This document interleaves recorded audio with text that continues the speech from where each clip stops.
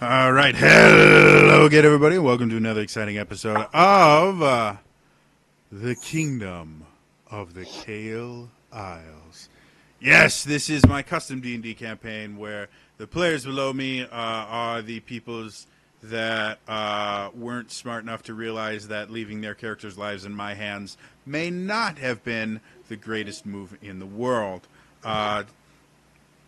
To kind of bring everybody up to speed, these guys recently just escaped from an arena and met an ally who Fade has kind of had a vision of this ally becoming very important to him because this ally is going to become the new blacksmith of the gods, which is a position that was held a very long time ago by a dwarf that they met the ghost of. And one of the things the blacksmith of the gods does is forge weapons for Chosen. And so he got this strange urge to head further inland on Kael Isle, which is the largest island by far in the Kingdom of the Kael Isles. And Eladrin, everybody in the world knows you don't go further into Kael Isle. It's dangerous. Bad things happen to people. People don't come back from this untamed wilderness. They call it the untamed wilds, and it's just a very, very bad place to be. One does not simply walk into the untamed wilds. Yeah, no kidding, right? While you guys were going, it started off as a very kind of sparse forest that got denser and denser, and then started to mutate a little bit, and eventually turned into this very bizarre mushroom forest. A biome you guys have never actually experienced before. The mushrooms themselves are so thick and so tall that they completely block out all sunlight. It's almost as if you're underground. But a lot of them bioluminesce, and so there's almost a constant source of light somewhere, and the whole area has spores everywhere that makes it a little bit difficult to breathe, and this kind of low light that kind of pervades the entire thing. So that's where the party is now. I do want to mention to anyone that's watching either on the YouTube channel or watching us live on twitch.tv/StrangerJody. We do love our audience in order to keep the immersion of the game intact. On camera, we are going to be 100% in character, or in my case, like 600 or 700% in character if I have a lot of them to play. But we do want you guys chatting with us and stuff like that. We will chat back with you in chat and things like that. It's just on screen. You will see us just being our characters and, you know, making funny faces when beholders explode and fill us full of deadly toxic spores. We nearly died last time. Those are so cool. They're like challenge rating like 1/4. Yeah. Have 1 hit point, and yet are one of the most deadly creatures in the entire monster manual. It was awesome. So, what's immediately happened right before we ended last night was you guys, Fade knelt down because he's kind of being guided by his connection to his deity and his holy symbol to where he's supposed to go. And he knelt down most recently a few hours ago, game time, and noticed that the direction he was being felt that he was being pulled had changed rather abruptly. And so you guys followed in this new direction, and you came across what looked like a giant hollowed out mushroom with windows and a door, and you could see some movement from inside, and then this elderly half-elven woman came out and kind of greeted you with much more knowledge of who you are than you think should really have been possible. I don't like it. But she seemed very, very friendly, and she invited you in. It smells glorious. whatever's coming from inside her hut. It smells like she's cooking some sort of stew or soup or something that just smells really, really good. And you guys, right before we ended, you guys had agreed to head into this hut. And she had mentioned that the others will be here soon. So, as you guys get into the hut, you notice that the room that you enter into is relatively small. There's a cooking fire in the middle of it that has kind of a canopy over it that leads to a chimney so that the smoke can get out. If you've ever been in like real big fancy hotels that have those fires in the middle, you know, and they have that little hood over it for the smoke, same basic principle. So she has this cooking kind of pit in the middle of there, and she has benches and kind of small side tables and things like that, and chairs kind of set up around this, close enough to feel the warmth of the fire, but not close enough that it would be uncomfortable for anyone. And after spending outside where it was humid and just kind of uncomfortable, being inside this very warm, pleasant environment is a bit of a respite. You do notice that the room itself is not particularly large, probably only about 10 feet by 10 feet. No, 15 by 15, sorry, I'm getting my math wrong. And you do notice some doors that go off to different areas of this relatively large hollowed out mushroom. And you notice that at the very back of the room there is a spiral staircase that leads to what you would assume would be an upper floor.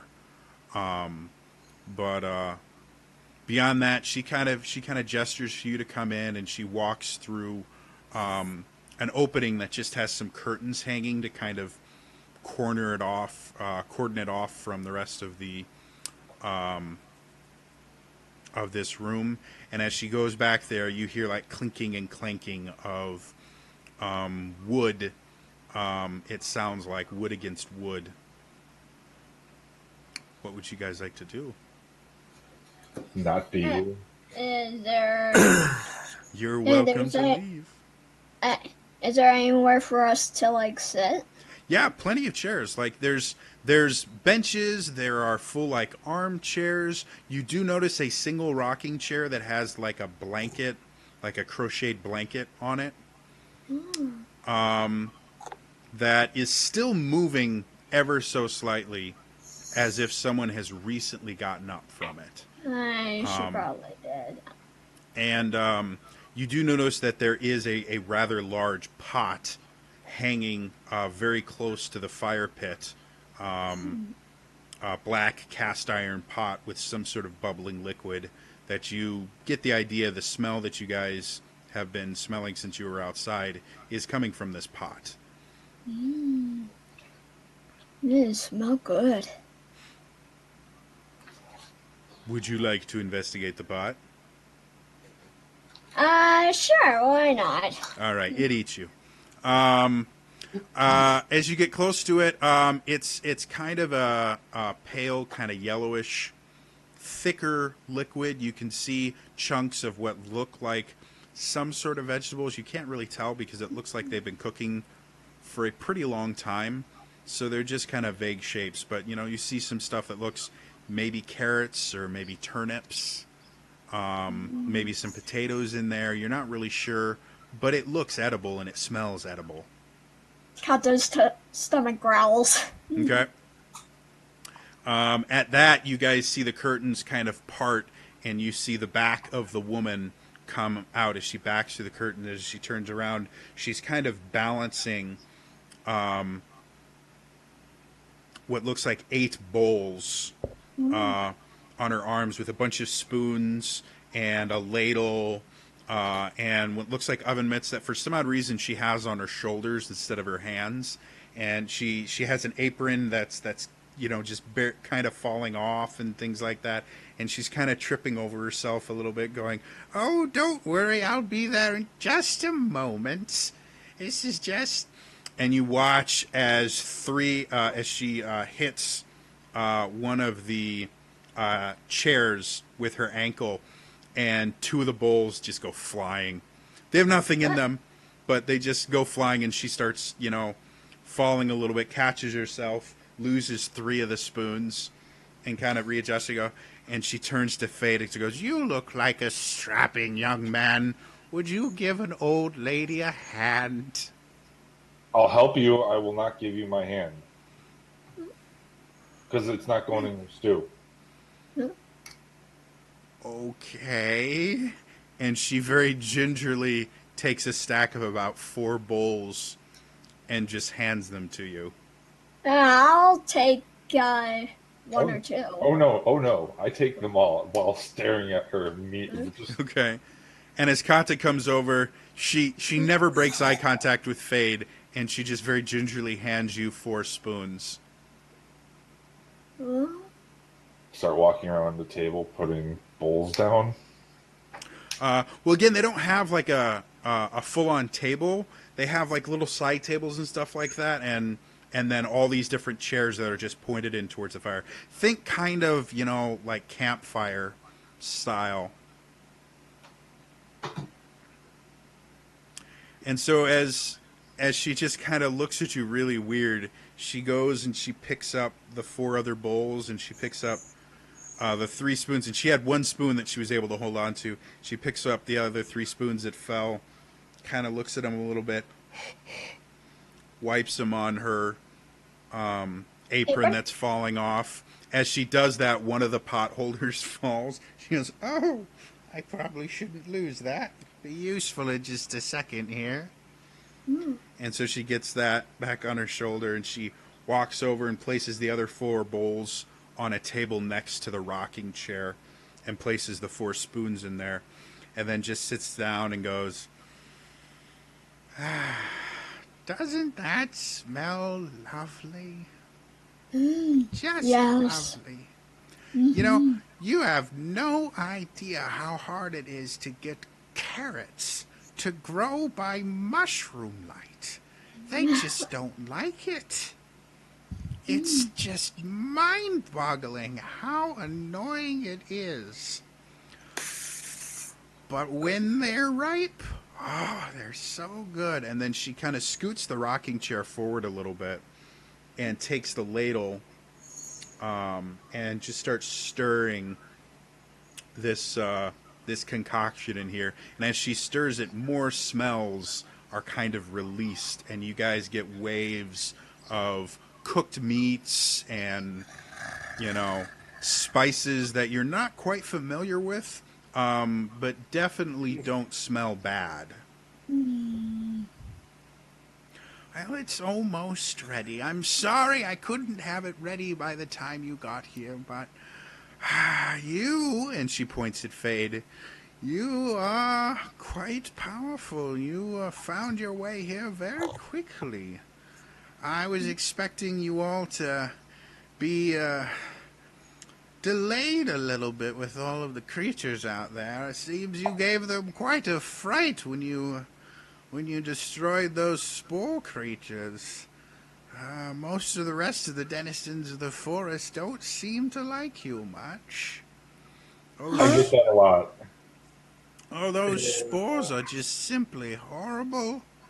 They kill animals for a good 200 or 300 yards around them, because those spores remain on the ground for days, and then the animals trample over them, and it's just a nightmare. If I could clear them out, I would, but I prefer to live. How do you know about us? Oh, well, And you see her just kind of lean back in the rocking chair a little bit, and you see her kind of cover herself with the blanket.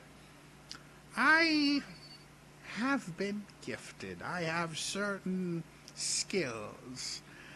And because of that, I have been able to live away from your people, and she kind of points over towards Fade, and have been able to survive in, well, to be frank, quite dangerous conditions. You've already seen some of the creatures out there, and you haven't even seen the worst of them. My word, the first time you see a Fomorian, it will... You'll probably run screaming back to the Platinum City. And some of the other bizarre, just crazy creatures they have around here. I mean, if you get deeper in and you get into the webwood and have to deal with some of the ettercaps out there that sometimes venture into the mushroom forest for sustenance and new prey, I mean, it just becomes a nightmare. It really does. And those giant spiders, you have been quite lucky.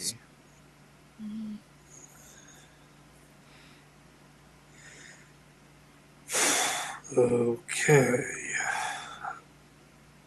So I know what you've done since you've gotten here.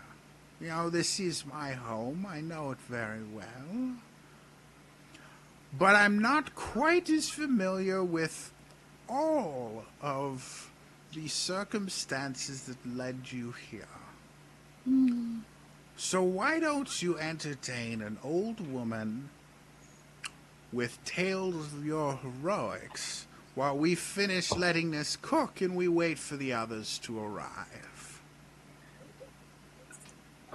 Well, we just escaped an arena. Oh, you were down in Olgoth, were you? Mm-hmm. I was under the assumption that no one could escape the arena. At least I've never heard of anyone doing it. Well, there was that one nice young woman, but she decided to go back. I told her not to go, but she claimed she had some reason, and I never heard of her again. She never ventured back into my forest again, that's for sure. So how did you end up doing that? That's fascinating. We found underwater passageway. And ended up killing guy in charge. Oh, well, that seems a little bloody. I never met the man myself. He seemed, well, from the descriptions I got of him, he seemed like a rather repugnant man, but he didn't seem to be a horrendous person, certainly not someone deserving of death by any means. I do hope that is not your solution to everything. For Hope not. especially in these parts of you have learned, violence and death very rarely result in favorable experiences for anyone involved.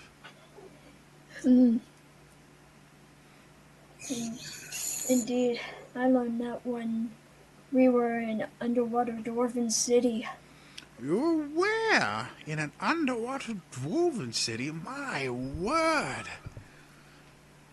I wasn't aware any of them even existed anymore. I mean, it must have been, well, 500-600 years since the dwarves, the great dwarven cities were afloat. Oh, it must have been majestic to see. I remember, some of the amazing things they were able to do before the invasion happened. It was... Well, your people quickly put a stop to that, didn't you? I was quite sure they were going to put a stop to me as well, had it not been for the fact that I am remarkably difficult to find. And, again, I know, while this may not be where I was born, I very quickly staked out an area of my own, and we came to an agreement, or rather, when their hunting parties simply stopped returning, they came to an understanding that perhaps this wasn't the greatest place in the world for them to go. Oh, so many years ago. Why did you call me? I'm sorry. How did I find my way to you? It's a fantastic question. You're the first people I have seen in, other than that girl, probably close to 50 to 60 years easily, maybe closer to 100. You know, it's hard to keep track of time when there's no sun and moon to base the days off of. I don't even know what day of the week it is anymore. Must be I would be horrible. more curious to have you answer that question, to be honest. How did you find me? I have not. Again, the Eladrin used to send patrols in here to try and conquer this land centuries ago. None of them made it anywhere near as far as you did. That's very peculiar. I didn't sense any malice in your motives, so I allowed you to come into my house, but the mere fact you could find it is incredibly impressive. Perhaps My, you could explain what it was that drew you to this area. I might be able to provide some insight. I will just say my sponsor, someone that I work for, pointed me in this direction, and I need to know why. Your quest? Yes, yes, the gods are mysterious creatures. Very much so, especially since the Council of One. Oh, he's angered them so fiercely, and yet was able to shut them up so well. It surprised me. I wasn't aware anyone had that ability. But yes, I could see how she would want things to change, to revert back to the way they used to be. When this lady said she, I like stiffened up because I didn't say that, No, you and didn't. I'm very, very on edge because no one should know that. One thing you do realize, without any sort of check or anything involved, is how casually she said it. Right? It doesn't. No, this is She not information anyone should have except my immediate party. She I'd like you to roll me a deception check real quick. Me? Oh, Yeah. great. All right. Just want you to know I have a +1 to that, so we're going to get a Well, that's solid good. 6. We're going to go 6 Well, on that remember one. who's you got a 6? Okay. So she simply just kind of almost kind of nods off and thinks, and then kind of shakes her head. Well, so are you saying that that she led you here? That would be very interesting. I have not had dealings with any of her followers in, I'd say about 2.5 centuries now. With how much shorter you all live now, it's harder to gauge time. You probably weren't even alive then, were you? You can't be much more than, what? Maybe a few decades old. She's You a are top. even younger. You're a baby. Well, humans live such short lifespans anyway. It's amazing you were able to make the impact on the world that you did with such short lifespans. And what race is she? Elf? What was that? Half What? You can't really tell. She does have pointed ears that are traditional of elves in general. the rest of her features have kind of been dulled with age. But due to the fact that you lived around wood elves long enough, you get a slight feeling she might be a wood elf. Hmm. Yeah, I just need to check how long I tend to live. You personally, your character wouldn't Yeah. really know how long lived wood elves are, simply Yeah. because you knew of them. You Yeah. didn't really interact with them much when you were living in the Okay. wild. Yeah, So, you're right. as And far I as you probably know, shouldn't at a game. yeah. Well, as far as you know, they live. They live forever because you haven't really seen, other than them getting killed by Eladrin, you've never seen one die of old age. You've definitely never seen one this old. So, Yeah.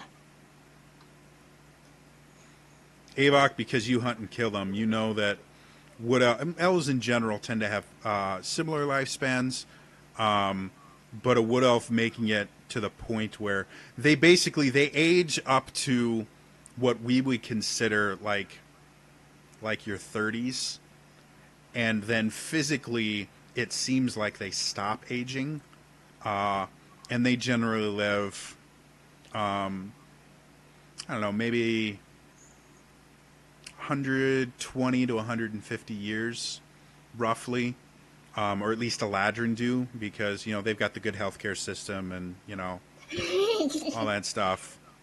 Making a Kael house They great move again. they move to a single payer system, and then they make all the the humans and the elves. They have this insurance marketplace for them, and it's supposed to improve the rates, but the Eladrin are the ones that really have the good healthcare. But no, like average age for an Eladrin to die is anywhere from young point like 110 years old up to like 150 years old roughly. And wood elves, you would assume wood elves would probably have a similar lifespan if it weren't for the fact that they're hunted and killed on a fairly regular basis, or they live in slavery and are treated so poorly that they can't live that long. But most wood elven slaves, live well into their 80s before they start getting to the point that they either have to be used as like house workers or just get killed off because they can't do they're not worth they're not able to work anymore.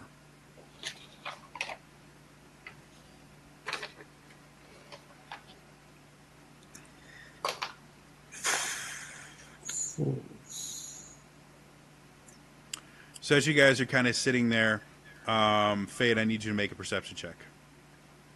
Very well. This will be a d20 plus a lot. 19. Okay. You hear a slight thum, thum, thum on the wall, very very faint, almost to the point that you probably would have missed it if you weren't specifically listening for it. The mushroom itself is the spongy material that absorbs sound. And shortly, probably about a minute or two after that, you guys hear the door open and you can hear a conversation. Well, I don't know why they would ever venture this far into the woods. You're always so needy. You're always blaming people. We finally have new people around here. Well, I simply don't know what you're talking about. You can smell them a mile away. Why would we want to share dinner with them? Well, and at this point, you see three more figures enter the room. They all look equally elderly. They all have the pointed elven ears that you're used to seeing. One is a male, kind of portly, and kind of like almost permanently has his nose twisted to a point where it looks like he's always sticking his nose up. The second one is kind of a little bit of a rotund woman who's wearing this kind of almost formless, shapeless kind of dress where there's a cinch in the middle. So you kind of get the idea where her waist must be, but it doesn't seem like it fits very well, and it's this purplish, very bizarre looking cloth. It's not very flattering. And the third one looks like a somewhat younger woman, still very much older than any elves other than Fade is used to seeing. And this one is wearing kind of a tighter fitting dress. It's this very light blue, and it fits her figure very, very well. Despite her age, she seems to be in very, very good shape. She's relatively attractive by elvish standards, and doesn't quite have the signs of the extreme signs of age that the other ones seem to have. She looks much younger. And so they all come in, and the man goes, "Oh, it's wonderful to see you again.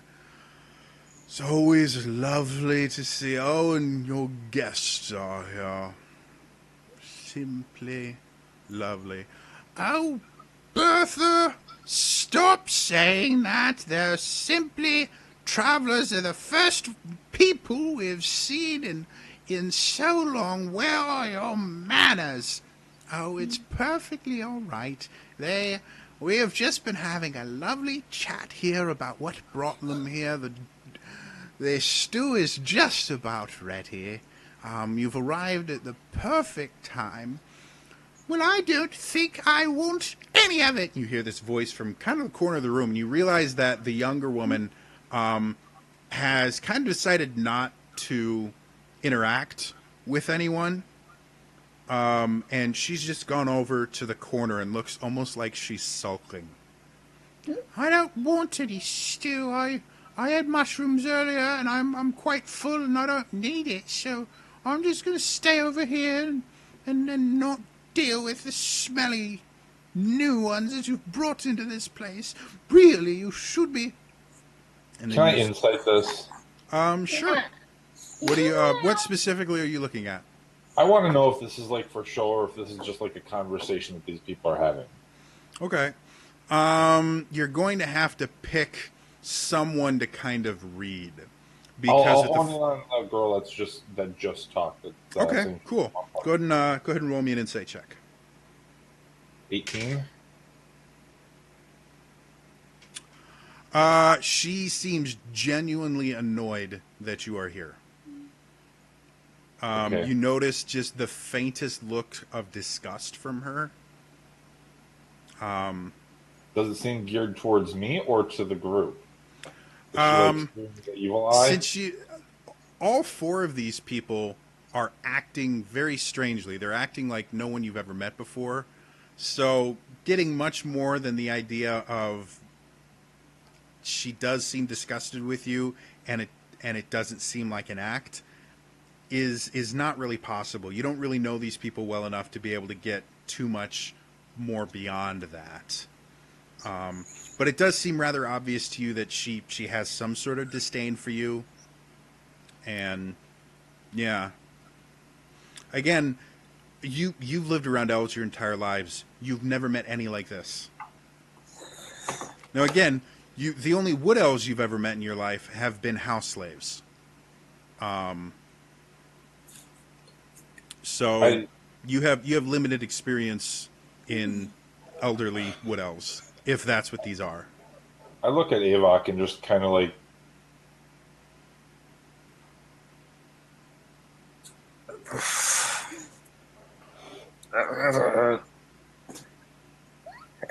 well, I'm going to sit. I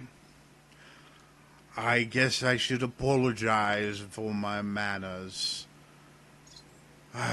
My name is Abernathy. I know my wife has her little pet names for me, but I would prefer to be referred to as Abernathy. And you see him make this very deep bow, which you're actually a little bit surprised just because of his girth at how comfortable he is making this very deep bow. which Fade, having noble upbringing, you don't recognize the each court is going to have a different kind of bow and stuff like that. Like you can kind of tell from which court someone hails based on how they bow and some of the, because they all have their own little things, and you don't actually recognize this particular form of bow. It's unique to you, but it's obvious. It's obviously a formal bow. And so you go, my name is Abernathy, and this is my beautiful, well, due to the fact that you serve the gods, I probably shouldn't say a lie that profound without getting smitten. This is my homely wife. Oh, you're so mean. Why would you say something to that, to these beautiful, but I am Estelia. I am pleased to meet your acquaintance. And she does a curtsy again from some unknown court. Abernathy is simply a heel. I must tell you that I'm very happy to meet all of you. It's been so long since we've had guests for dinner, or really for anything. Dinner, lunch, breakfast, afternoon tea. Fuck this. I'm kidding, God. I'm kidding. It's just a joke. Simply a joke. We're not evil people or anything like that. I'm gripping my mace so hard right now, like the handle blow up. You could see that she was watching you specifically for your reaction, and she seems really pleased with herself right now. Yeah, can I make an insight check on her for that not evil comment? Sure, go ahead. Thank you. Yeah, I think I'll. Should I make one too, or am I generally just like confused? Again, you can. Again, your specialty is going to be sensing intent, because you lived with animals for so long. Okay. You're much better at sensing intent than you are at detecting lies. Okay. So, Avok, what'd you get? A 5. Good. She seems very, very thrilled that she made the funniest joke ever. 19. 19. So kind of looking at it, again, you, what did I get again? I have to do math. Sure. Looking at her, again, she seems very, very pleased with the fact that she made Fate uncomfortable. However, you get just the faintest hint of not really malice, but maybe a little bit of maybe scorn from her, to translate it into something you would understand. An animal that deception amongst animals is not something that's very common. However, an animal that is kind of hiding, waiting for something for it to be able to escape or attack or something like that, you get just the faintest hint of that behind that. Like maybe there's more that she's doing. It might be another prank that she wants to pull. It might be... you can't really tell what it's in reference to, or even if it's in reference to the party, but you think there's more that this woman is planning on doing. I have a question. Sure. That I need to pose.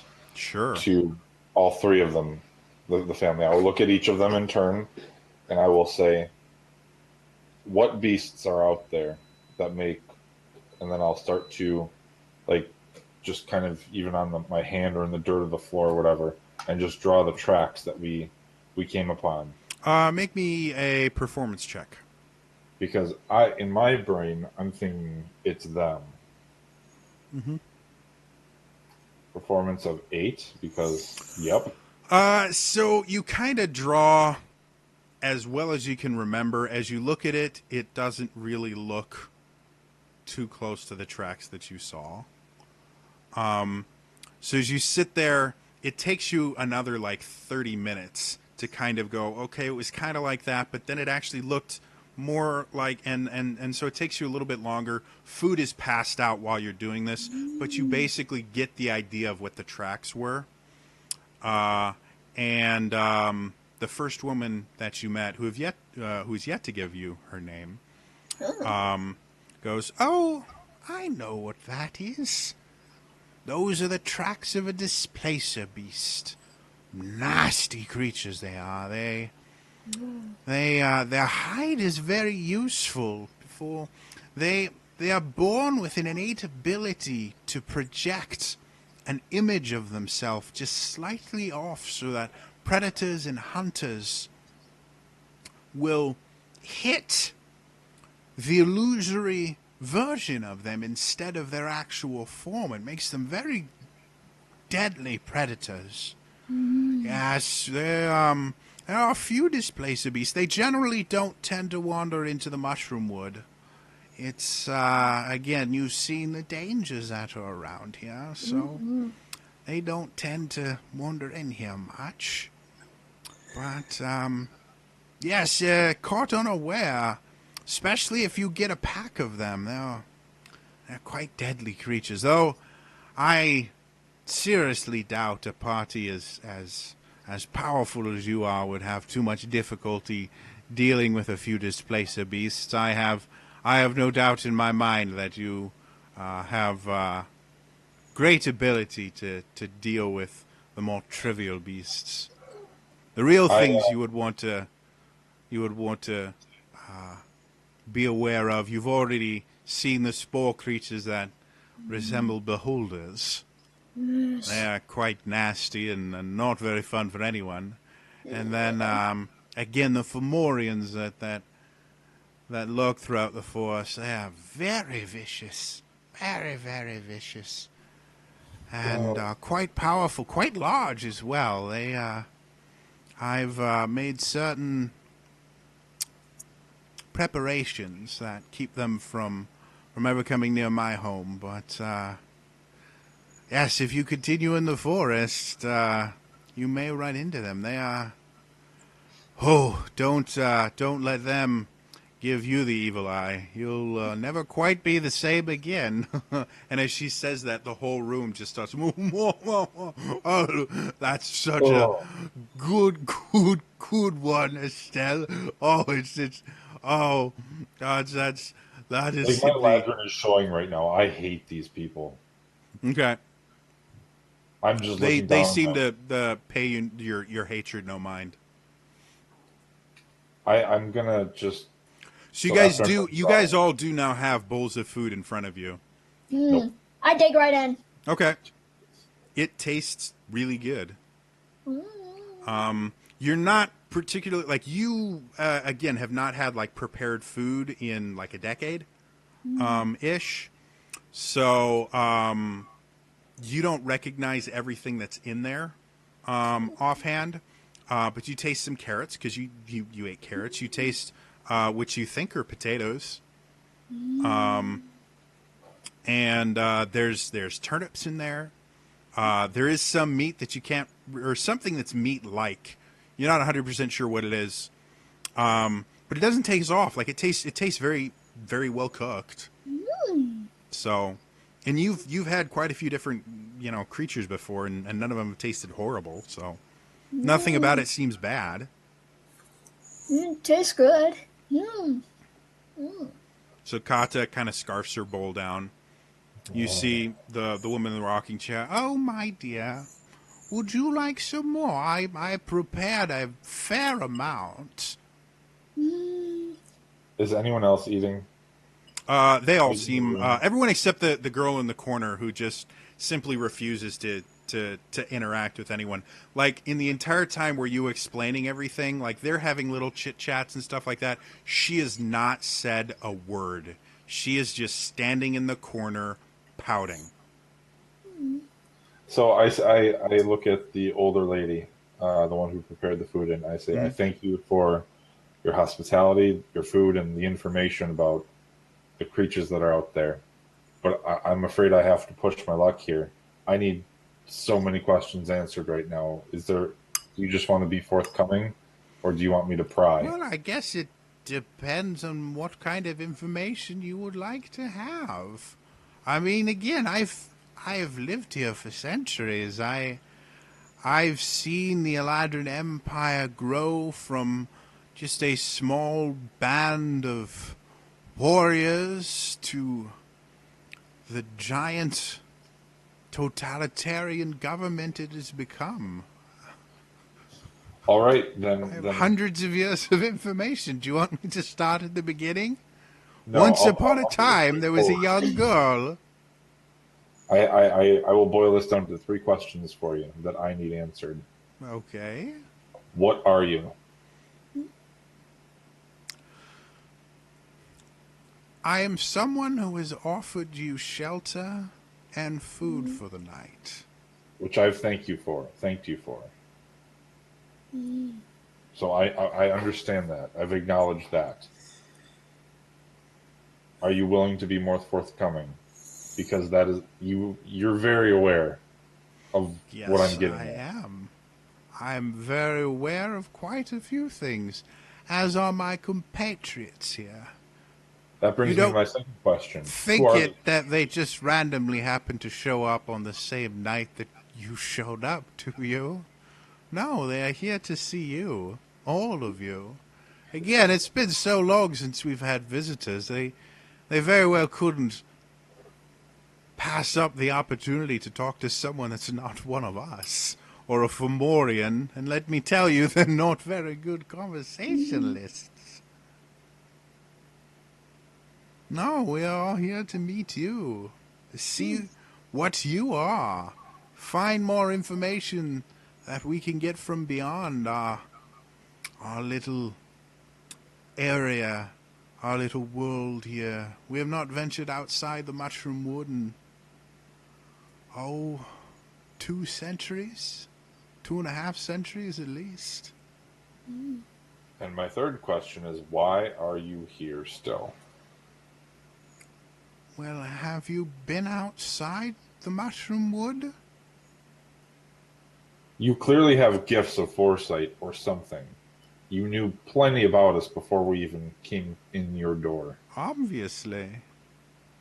Again, I apologize for being so upfront with you, but you must understand how out of a situation this is. And yet you wandered into my house. I offer you hospitality. I offer you good food, a warm place to sleep, protected from not only the elements, but from the foliage and fauna out there that would wish you harm.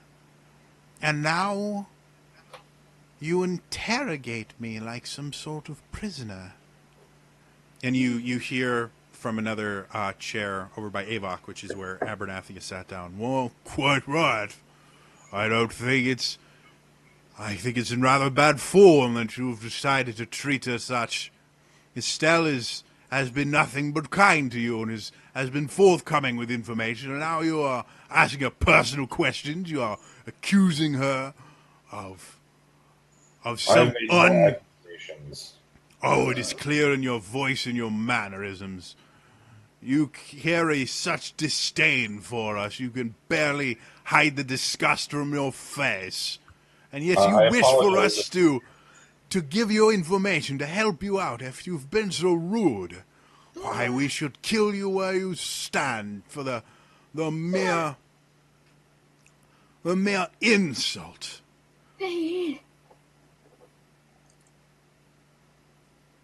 And then you hear from right next to him, "Oh, Abernathy, you must stop doing that. He doesn't. He's an Eladrin. I've been born and bred to just hate everybody. It's not his fault. Trust me, dearie. He'll be much nicer once he gets to know us." No, Estilia, no. He has been quite rude. We have given him a lovely feast. Do you know how hard it is to come by actual meat in a forest full of mushrooms. Do you know how hard it is? We had to venture to the very edge of the I'm gonna cast webwood. Calm Emotions on him. Okay, what level spell is that? That is, according to mine, level 2. Okay, so as you sit there and you start kind of concentrating on your holy symbol, you feel this kind of wave, and you kind of look over at the woman who's now been called Estelle. Go, that's not very nice. He has every reason to be upset, and I walk out. As soon as she starts talking, I just walk out.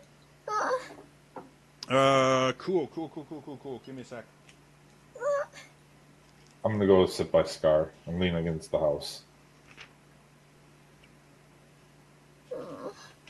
Hold the punch. They're being way too divisive. She's deflecting every question I asked her. I can't take it. Okay, and that's perfectly fine. Just give me a sec.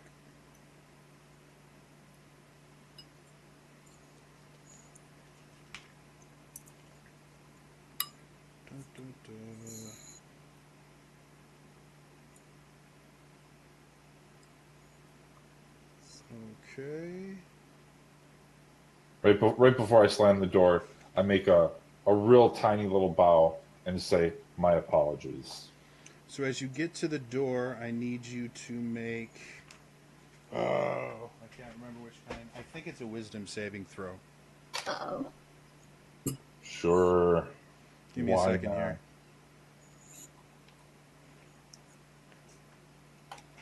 If I was a good DM, I'd have this spell memorized.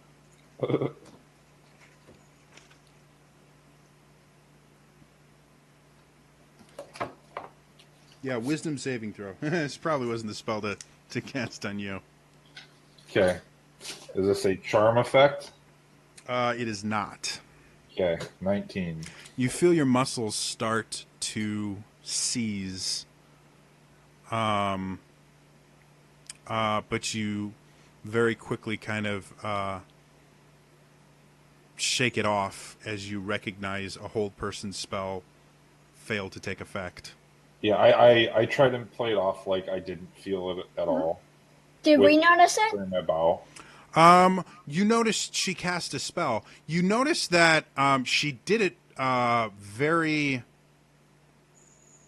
comfortably. Like you've seen magicians cast spells and things like that, and wizards and things like that cast spells, and it takes a lot of effort. And she just waved her hand, and you watched Fade stiffen for a moment before you kind of shook it off. Continued to bow. And as you start to go, the door shuts in your face. I didn't say you could leave. Now you have been rude, you have refused my hospitality, and now you have insulted me. I want an apology.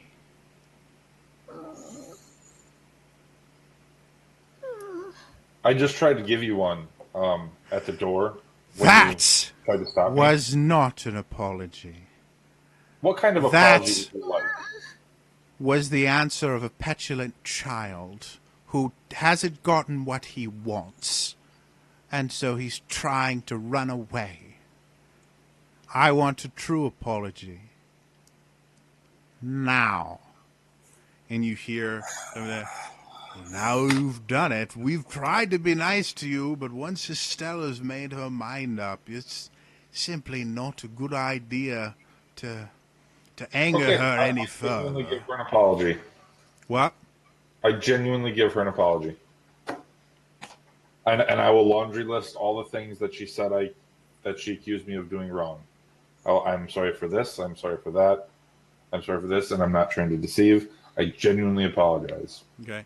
And so she kind of looks at you for a little while. Thank you. Now, if we can all be a little more civil, sit back down. She gestures to the chair you are in.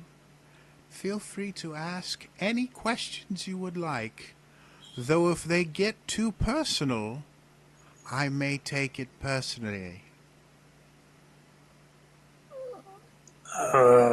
What do you have against personal questions?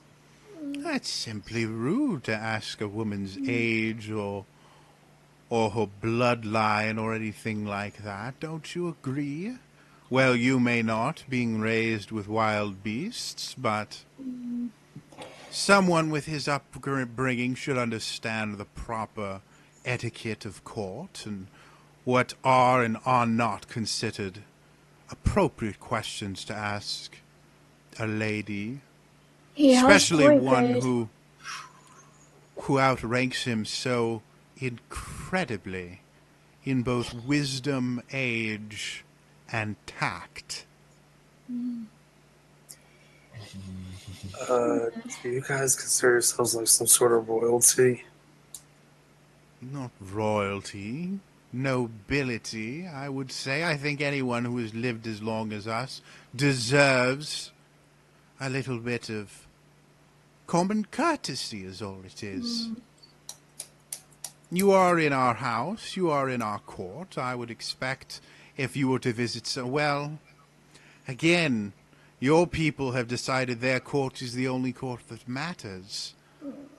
But many years ago, there were many courts, and it was considered an extremely rude thing to not learn the manners of the court that you were visiting. I apologize for my ignorance. I did not know. Through gritted teeth. Yeah. You get the idea that she understands that you're really not enjoying this. By the way, the door that closed is a simple wooden door.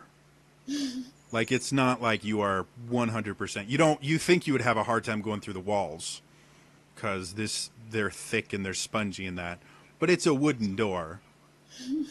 So, with a window in it and panes and things like. So, I'm just going to say this last thing. So, Fate is like super having some inner turmoil right now. Like, in his mind, the Dark Lady told him to come here. So, he believes that wholeheartedly. But his Eladrin upbringing and like I just said, like, these people are, my entire life have been below me. And she's like, basically assaulted me when I just asked the question. 100%. Totally fine. So I'm just going to sit Old here. Person's not a nice spell. Right. So I'm just going to sit here and brood and try not to let it show at this point. Okay. But I'm out. And maybe burn the opposite corner that the other woman is. Yeah, I'll go pull up a stool next to the other angry team. Okay. So she's sitting there. As you come over, she finds, like, she moves away from you. She still finds another corner, because you're in a round room. There's not really a corner. So she just kind of circles away from you. So Estelle turns to the rest of you. Well, now that that's over, do the rest of you have questions for me that are not quite so pointed and personal? Did Fade tell us what exactly we were looking for, Judy? Nope. You guys have been following Fade. God damn it. He theoretically, you guys know that because he has mentioned that his deity has led him here. So you know and you guys have figured out by now that he's a cleric of the Dark Lady, which is weird to all of you. Well, Kate, you wouldn't know any better, but Yeah. Avok, you've never heard of a cleric of the Dark Lady before. You know that she's a deity. You didn't know anyone worshipped her. Didn't really care. Yeah, like she's useful. So,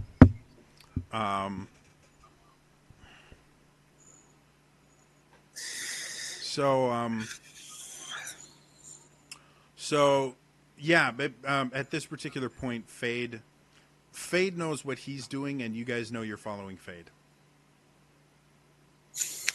I hate that so much. As Avok was asking that question, I pull out a little piece of paper and I start writing some stuff down, trying to organize my thoughts and try to not be as impolite for the next time I talk to you. So Estelle kind of turns, well, seems like you're done. Avok, did you eat any of the soup at all? Honestly, Avok's been staring at it. His stomach's grumbling. He wants to eat it, but It smells really, really good. yeah, but Avok is he's a slow trusting person. That's fine. But this is not something he'd accept easily, especially with strange people in a dangerous area. Well, I've got some scones in the other room I cooked earlier today. Let me get those. And Abernathy, you know where the brandy is, don't you? Of course I know where the brandy is. How would I not know where the brandy is? I'll go get them. Who would like a small taste? And he kind of looks around. Got any ale? Estelle, do you have any ale? Well, yeah, I will look to see what we have in as far as spirits are concerned. And you see him kind of wander off to a corner that no one really has been in yet. But you see kind of a curio type thing, and there's a bunch of different bottles in it. Some of them look really fancy, some of them look less so. So he goes over there. It's like, well, brandy, there's some wine, some very nice sherry, though. And you see him pull a cork on a green bottle. He's, well, very nice sherry vinegar now. Estelle, how long has it been since you need to get rid of some of these things? We're going to have to find somewhere else to get more. Okay, well, we have. No, I'm very sorry. It doesn't look like we have any ale or mead or anything like that. We have some water. We have a magical spring. It gives very crystal clear water if you would like that. Otherwise, we have a few different. We have some fire water. We have some brandy. We have some. This one itself is unique. Well, the name itself is a little bit hard for the human tongue to pronounce, but roughly translated, it's translated as courage, and it's it's a bit of let's call it an experience. Yes, I don't drink it often. I won't drink it alone. So, if you'd be kind enough to sample some of it for me, I guarantee you an interesting experience with it. Just give me 1 second. This is going to butt the crap out of me. Sure, I guess.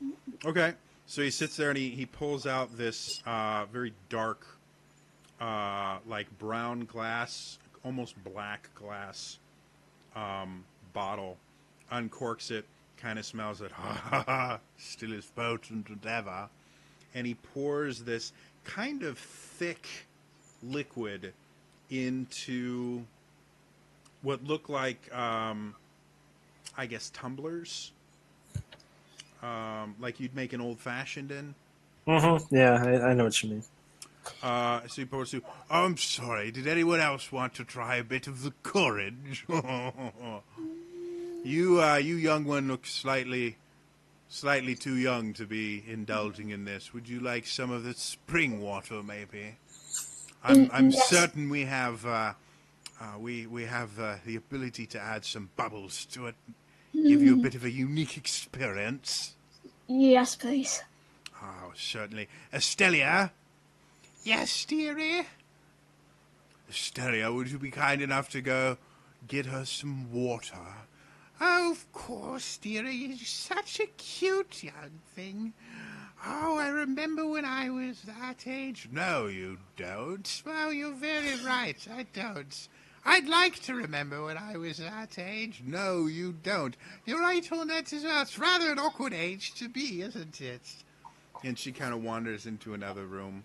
He comes over and he gives you this glass. You notice that it's barely, like, you've got like 2 or 3 fingers worth of this viscous liquid in there, and it's dark, black, brownish. It's thick. It's slightly thinner than corn syrup, but not by much, and it has a very strong scent to it. If you've ever watched Deep Space Nine, think Kanar. Oh, So, really? yeah, it's Okay. this very, very kind of thick alcoholic liquid. So he turns to you and he goes, "Bottoms up," and you see him there, and you can see it takes a little while from the time he tilts the glass for it to actually get to his lips, and you see it kind of slick down and disappear into his mouth, and he sits there and holds it long enough to get most of it in. Some of it kind of clings to the glass a little bit, and you see him just kind of close his eyes for a moment and just kind of float down and sit. And he looks at you. He's like, "Well, aren't you going to try it?"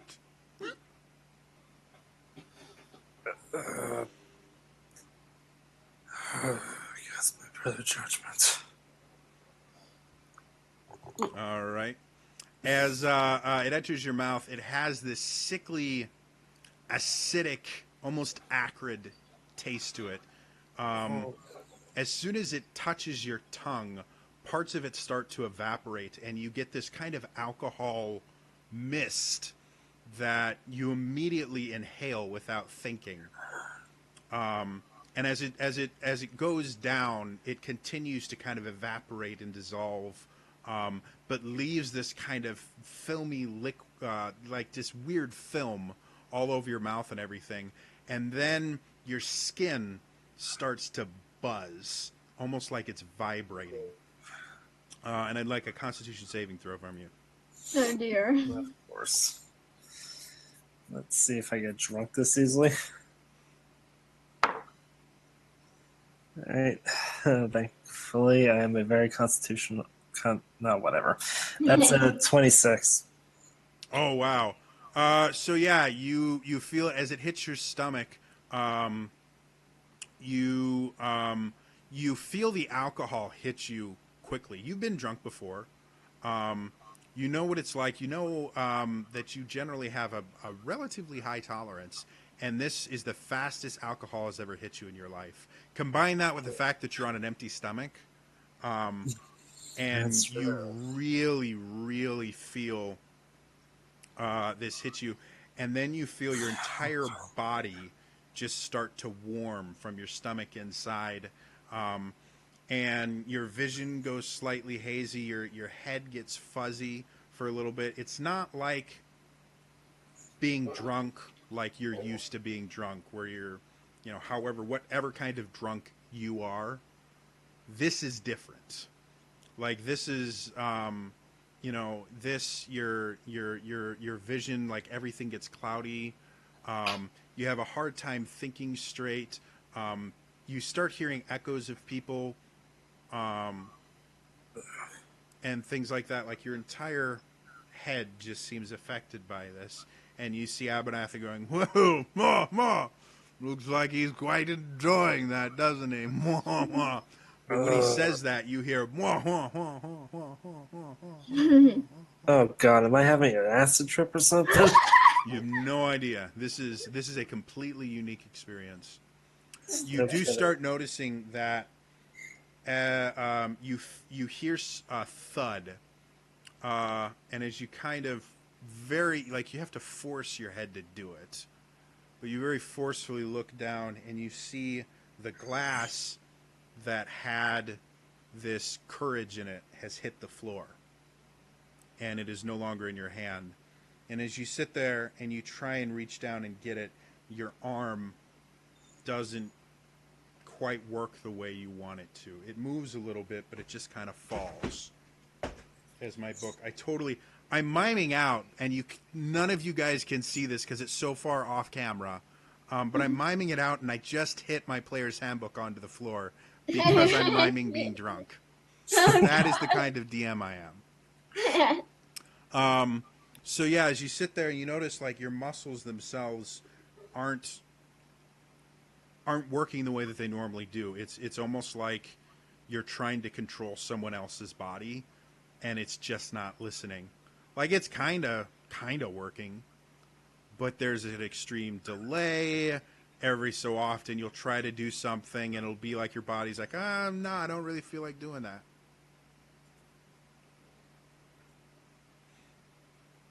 Okay. Katya, you notice Avok looks very, very strange.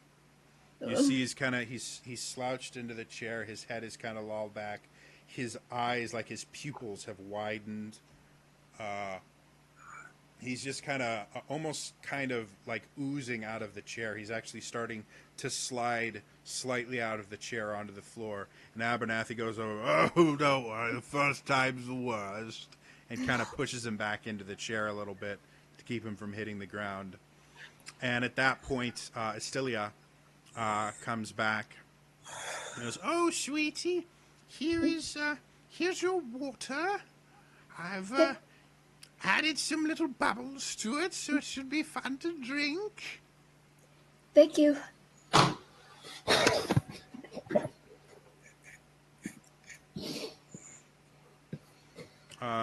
So do you drink it? I do. I would like a Constitution saving throw, please. Oh, okay. And let's check my.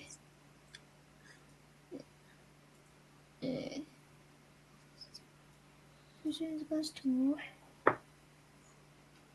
17. Okay. While technically this is water, there's something else in it. It bubbles and fizzes, which at first is kind of fun, and it tickles your nose, and you're like, this is really cool. But again, from being being in the wild and having to use your own instincts to be able to tell what's poisonous and what's not, as soon as the first bit gets past kind of the bubbly part and gets to the part where you can actually taste, without hesitation, you spit it out because you taste the poison in it. And it's completely an involuntary action on your part. It's pure muscle memory at this point. You tasted what you felt was poison, and you immediately spit it out. And the woman Estelia goes, well, that wasn't very nice. Is it not to your liking? I can get you something else, though. Most of what we have here is for people quite a bit older than you. We wouldn't want to ruin you too young. Go ahead, try another sip. Maybe it was... the bubbles are a little bit confusing, I will admit that. Sorry about that. Do not know what came over me. You are aware you spit it out because you taste poison.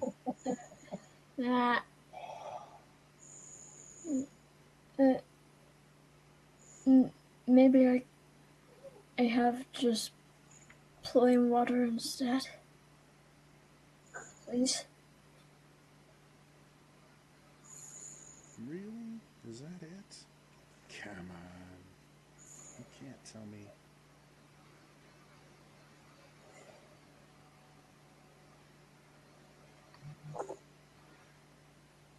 Of course not. Okay.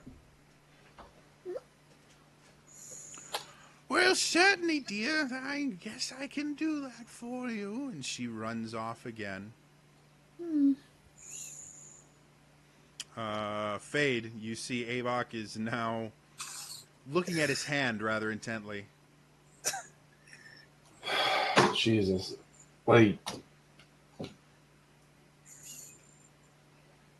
when she said this is meant for older people, I mean, can I insight that to see if that was just like a cover? Sure. Go ahead and roll an insight check. 11. So, now that you're kind of getting an idea of who you think these people are, as you kind of look for... Because again, you've interacted with wood elves before. You've even interacted with some wild wood elves. You can't really tell if there's any malice or anything behind what she said, but you do realize something. Their speech pattern is not Wood Elven. Right. You don't. It's theoretically possible. It's a forgotten dialect or something like that. But the Wood Elves you've spoken to don't speak like this. They don't sound like this. You know, due to the fact that the Elvish that Wood Elves speak, and the Sindarin kind of Eladrin Elven that you are taught when you're very young are they're kind of like romantic languages where they have a common base. You know what you can understand Wood Elven, and you understand they're speaking Common right now. They're not speaking Elvish, and they're just not following the speech patterns that you're used to hearing from Wood Elves. Boy, I'm usually the one that gets us into shit, aren't I? Because I'm about to do it again. I'm going to attempt to cast a spell. Detect magic. All right. As you do that, again, you feel this kind of wave, and it dissipates as you see Estelia sit there, and she's just waved her hand, and she's like, "That's not very nice, dearie. Why Trying is to that not peer nice? into our personal lives like I that." promise you it was nothing to do with you. Oh, well, it certainly was. Detecting magic, trying to find the valuable items in our house so you can steal them. Or perhaps you think you could peer through us to our very core, see what magical essences we have. It's not very polite. And then you see the curtains open again, and Estelle is standing there with her thing of scones. She goes, "Are you misbehaving again, young one? You simply don't seem to understand how to behave in polite company. No, I'm very sorry. I am going to have to discipline you, aren't I?" And you Fuck see her you. getting I try to darker and cast another darker. spell. Before you can do that, Do you swear in forever? Yeah, oh yeah. Oh, yeah, fuck. he's not pleased. They You, took out my fighter. Kata, you've just been someone has just attempted to poison you. Oh, Avok, God. Avok, Seriously? Avok is again. You know that was poison. You know beyond a shadow of a doubt it was poison. The reaction was involuntary. You spat it out involuntarily because that's what an animal would do. But you know it was poison. Avok is worthless right now, and they have repeatedly counterspelled Fade every time he has tried to do anything. And now they're going to do something else. I need to look at the spell. Do I realize that something's up? You realize that she's pissed. I question, would Lesser Restoration possibly cure the effects of being drunk?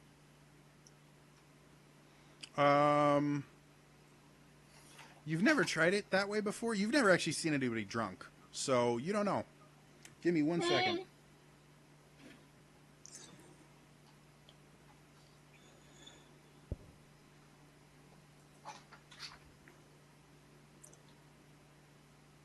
God, I don't Because know. the last thing we need is our barbarian not being able to hit as well as he She's should. going to try it, but I sincerely doubt this is going to work. So she turns to you, Fade, and as she's sitting there holding these scones, you watch as her eyes grow completely black. And she stares directly into your soul, it feels like. And I need you to make a wisdom saving throw, which I really, really don't think this is, but you're the one that keeps pissing them off. 27. Yeah, you feel...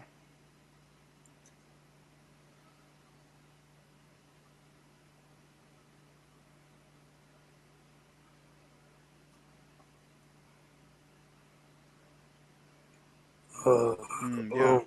You Yeah, the old feel bitch is you Rustic. feel this horror start to take over your body, and you feel the fight or flight response kick in, and you start looking for exits, and then you shake it off, and you realize that it's not you that's making you afraid right now. Before I shake it off, do Uh-huh. I understand that she was trying to scare me? Roll me an Arcana check.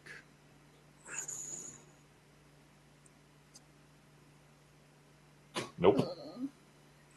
6. She cast a spell. You know the spell is what made you feel the fear. You All have right, I'm just no going to idea what spell assume it was. that she was trying to cause me fear, so I'm going to try to run out the door. I'm going to pretend that it worked. What worked? Whatever she cast. I'm making an assumption that she was trying to fear me. Oh, cool. I'll let you choose performance or deception. Jesus. Doesn't matter, so we'll try to deceive. Okay. 15.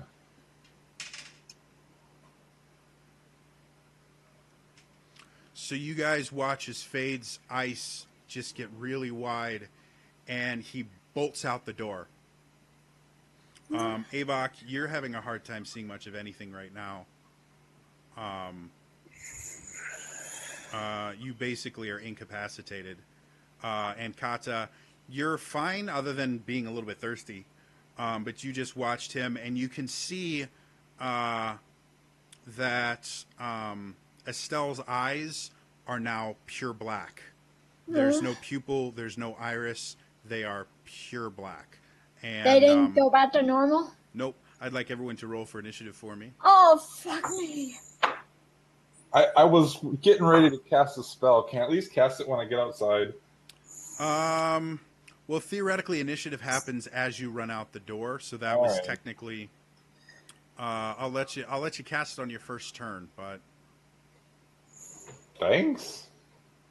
what was the spell? I was going to cast Spirit Guardians on myself as soon as I got out the door, turn around and run back in.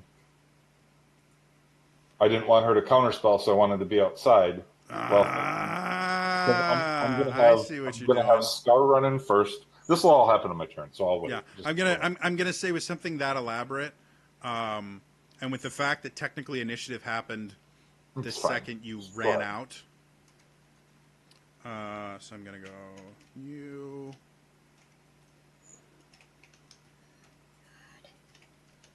I'll get to you there, Avok. I'll wake you up soon. All I right, hope. Avok, what you got? 22. All right, Fade. 5.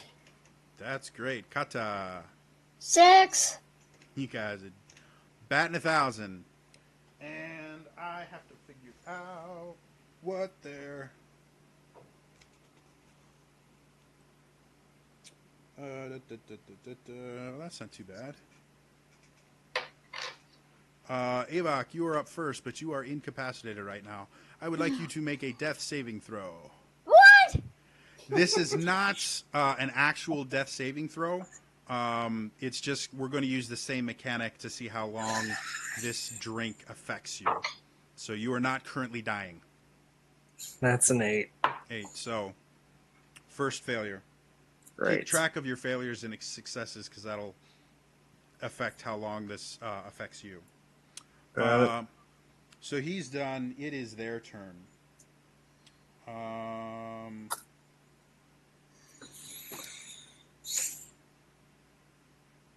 That's not gonna work on you.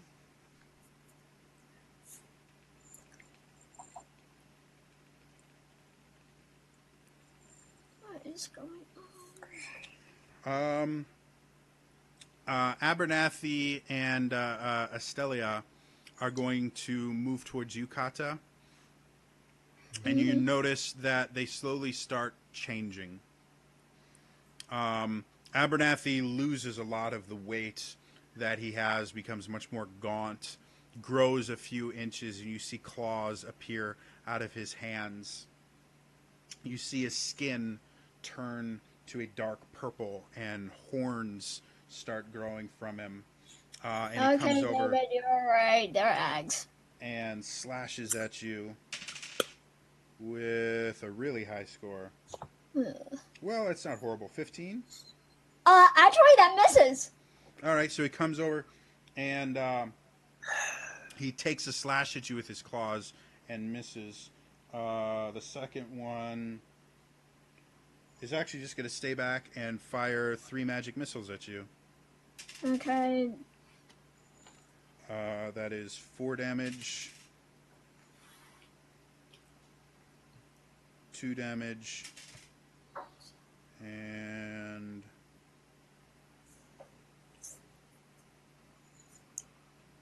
4 damage. So that's 8, 10 total force damage as these bolts of magic come from Estelia. And then you watch as the pure black eyes of Estelle turn to you and focus on you. And I need a wisdom saving throw. Oh, wisdom. Okay. Covenant. Yeah, see, this is like totally like the wrong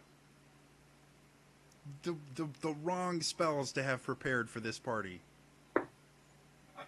So that's, the only one that has a low wisdom is Avok, and he's out of the battle right now. 21. Yeah, this spell is getting less and less useful as it. So you feel this overwhelming exhaustion start to take over your body, and your eyes start to close, and your knees start to buckle, and then you shake it off and prepare for your turn, which will happen next because they're done.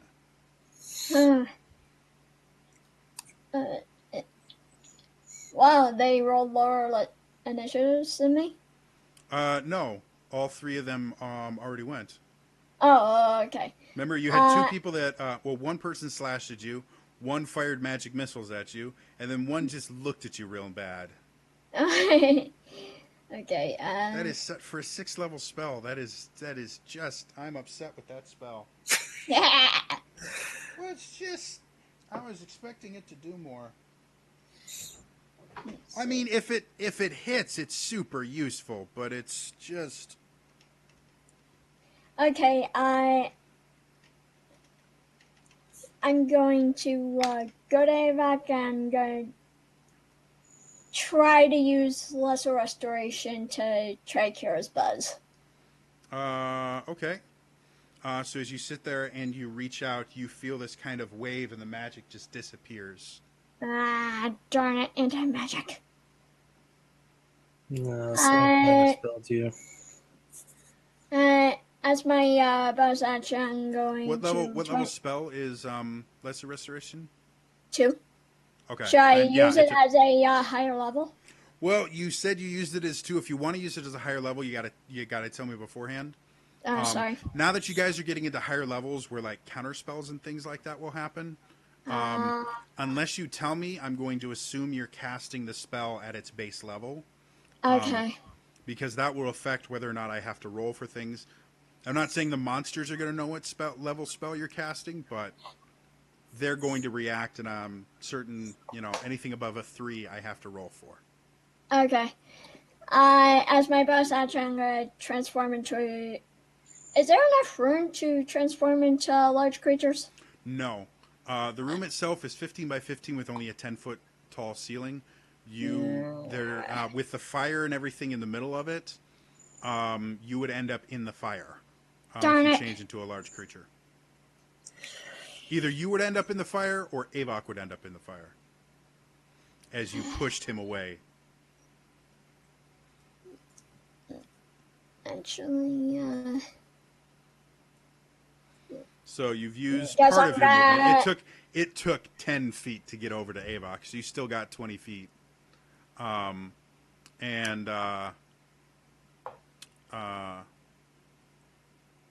You've used your action to cast the spell, so you have a bonus action and 20 feet of movement left.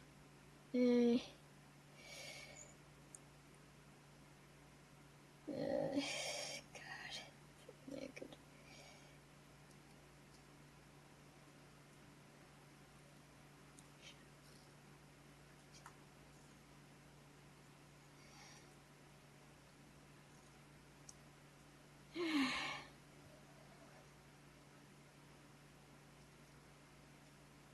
Anything else you want to end your turn?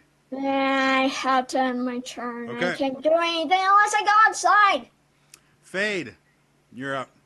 All right. So, as I pretended to be affected by the spell, I ran out the door. At the same time, I telepathically commanded Scar to charge in. As soon as I make it outside the door, As Scar charges in, you're not 100% sure, but you think you hear the words "dumb idea" come out of his mouth as he charges in. sure. As soon as he's Oh, past, would you roll for Scar? I'm sorry, sure. I forgot about him. All right, we'll come back to him then because I gotta relook up his block. So when I get out the door and he's behind me or Or whatever, actually, how about we just have him? He'll go after you. okay, that's fine. So I Then think I'm he does get his own actions and everything, right? Yep. Yeah. So he will just, because I forgot to ask for it, he'll just go after you because you're at Okay. the end of the round. I cast Spiritual Guardians on myself. When you're And- outside, right? Yep. Once I'm outside, I don't want them to see them. So you purposefully make sure you break line of sight with all of them because they can still look through the door. Yep. Okay. I had a feeling I gathered what they were doing. Yeah, So you've seen this spell before. outside the door- It's a very popular spell in the Platinum City because Sure. it pisses people off. Yeah. So All those stupid blue magic, decks. It's just yeah. So I'm gonna cast that. I'm gonna be just outside the door so that they wouldn't be reaching them, and then Scar will get ready to bust in, and on my next turn, we're gonna rush in. you have enough movement. You can move in. Oh You no! can back Oh in no! if you want. I need an action to unload on these guys. Okay. So, So I'm gonna wait up. I'm gonna basically waste the next round Okay. or this round. That's it. I'm done, or we're done. Okay.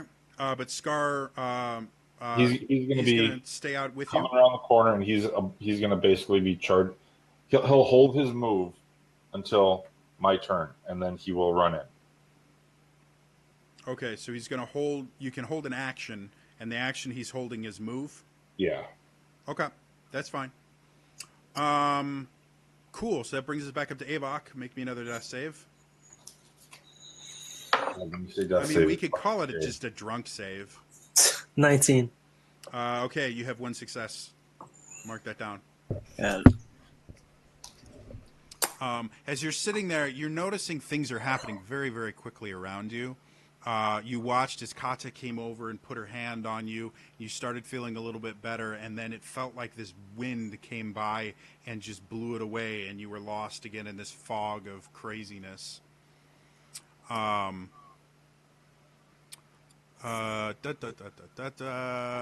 You are done. It is their turn. The one that you ran away from should have gotten an opportunity attack, and I forgot about that, so he didn't get it. How far outside of this building are you, Fade? I would be at least 15 feet away from the door because I Okay. don't want my guys in there yet. So this creature comes to the door because you didn't see him transform. This creature comes to the door looking just disgusting, points his finger at you, and you watch as these bolts of magic fly towards you. And you take 3 points of damage, 5 points of damage, and 3 points of damage. And I need 3 Constitution saving throws from you. 7, 7, 17. All right. Spiritual. The spell that you cast has ended. Cool. The woman runs over to Kata and no, she's just gonna fling some magic missiles at you again Okay. because they actually hit, and for whatever reason, I can't hit with their claws. So that's 4 damage plus 2 damage plus 5 damage. as these 11. 3 bolts of energy just slam into you. So that's 11 total, right? Yes. I can't do basic math right now, so I'm going to trust that you guys can. Okay. That is the end of their turn. Kata, you have a woman right next to you. Oh, does she do anything? She's actually going to hold her action.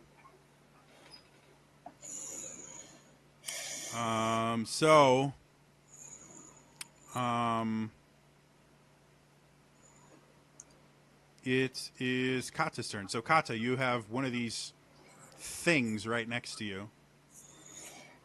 Again, purple skin, kind of horns on them. They smell disgusting. Darn it.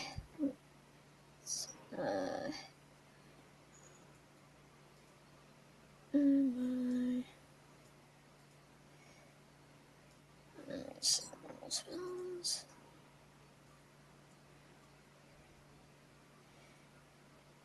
Quick like a bunny. Sorry. It's okay. As my bonus action, I'm going to cast Flame Blade, and I'm going to attack. So you guys watch as Kata extends her hand, and you see flames burst forward from it, and she grips onto them, and they slowly turn themselves into this nicely curved blade as she goes and she swings with it. And what does she get? Me. Wow, they actually have decent AC, too. Oh, God.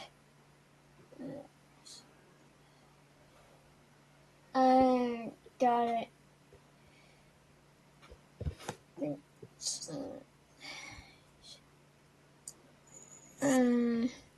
see.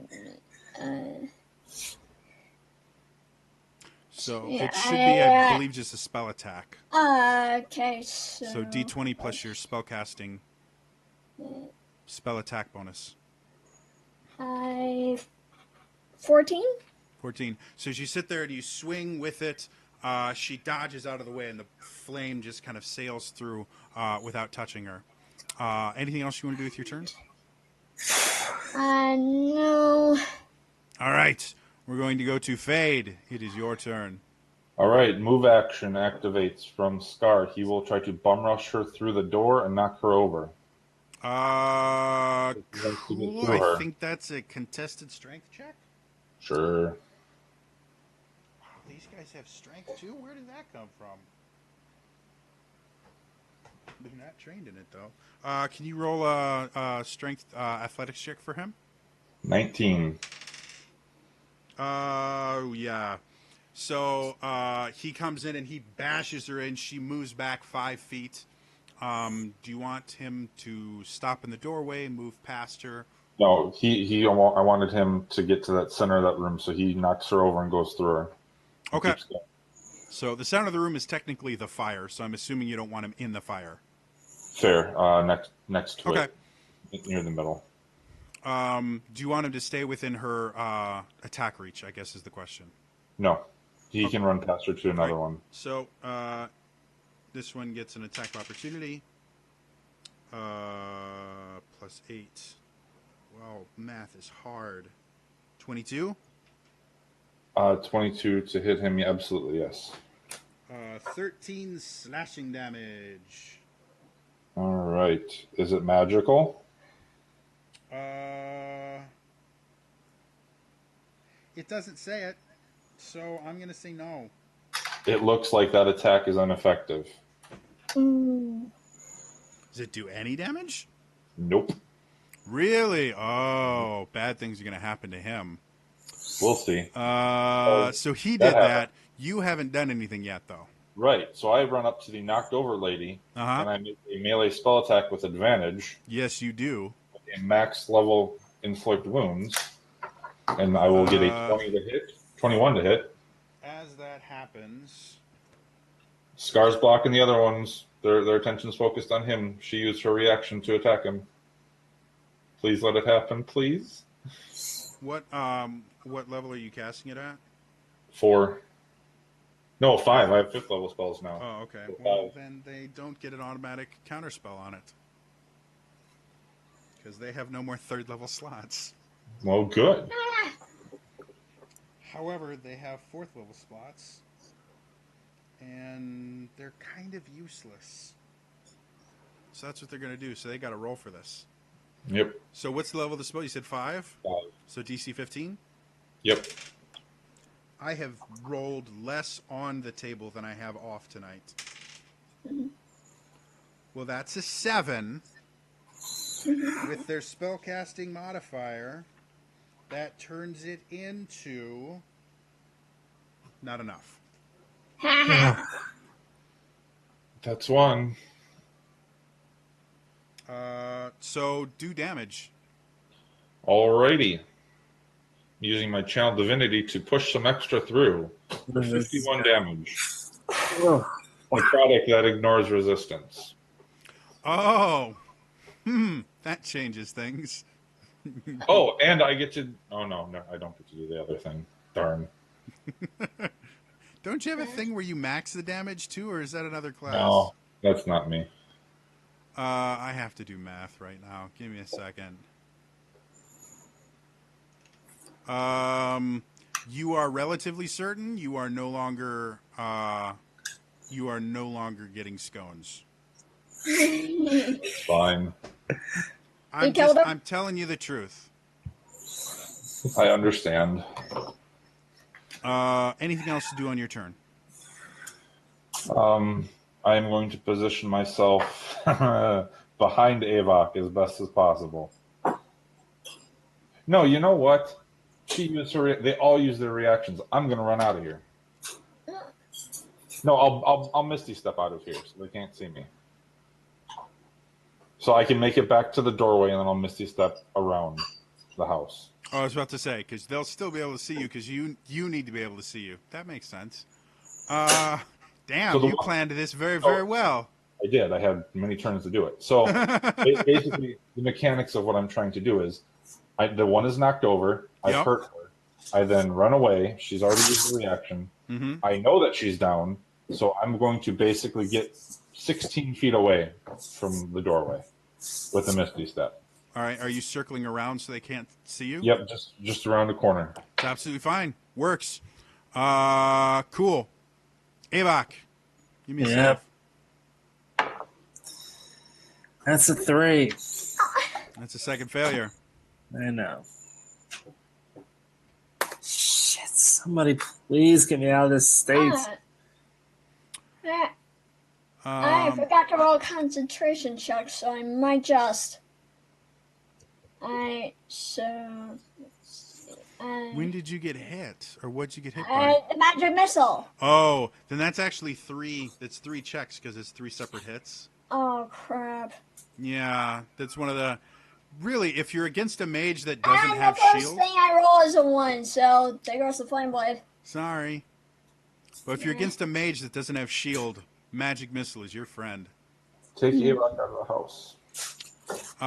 So Avok, it's their turn. The one that you knocked over gets up. I have. Oh, damn it! You can't do that, can he? That's not fair.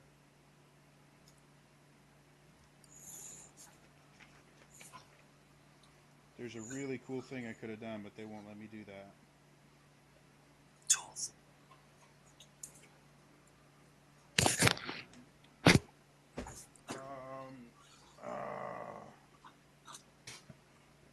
Does hold person work on undead?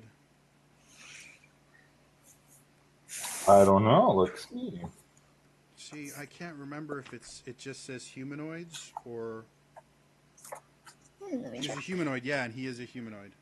I'm gonna say yes. Wisdom save from Scar, please. 8. You watch as Scar freezes in place. The one with the dark eyes. Oh shit! Could have done something significantly more useful to Scar. Yeah, she's gonna come over. She changes now too. Her eyes are still black. She's gonna come over and just attack him. Well, that sucked. 15. Hits. So auto crit. That turns it into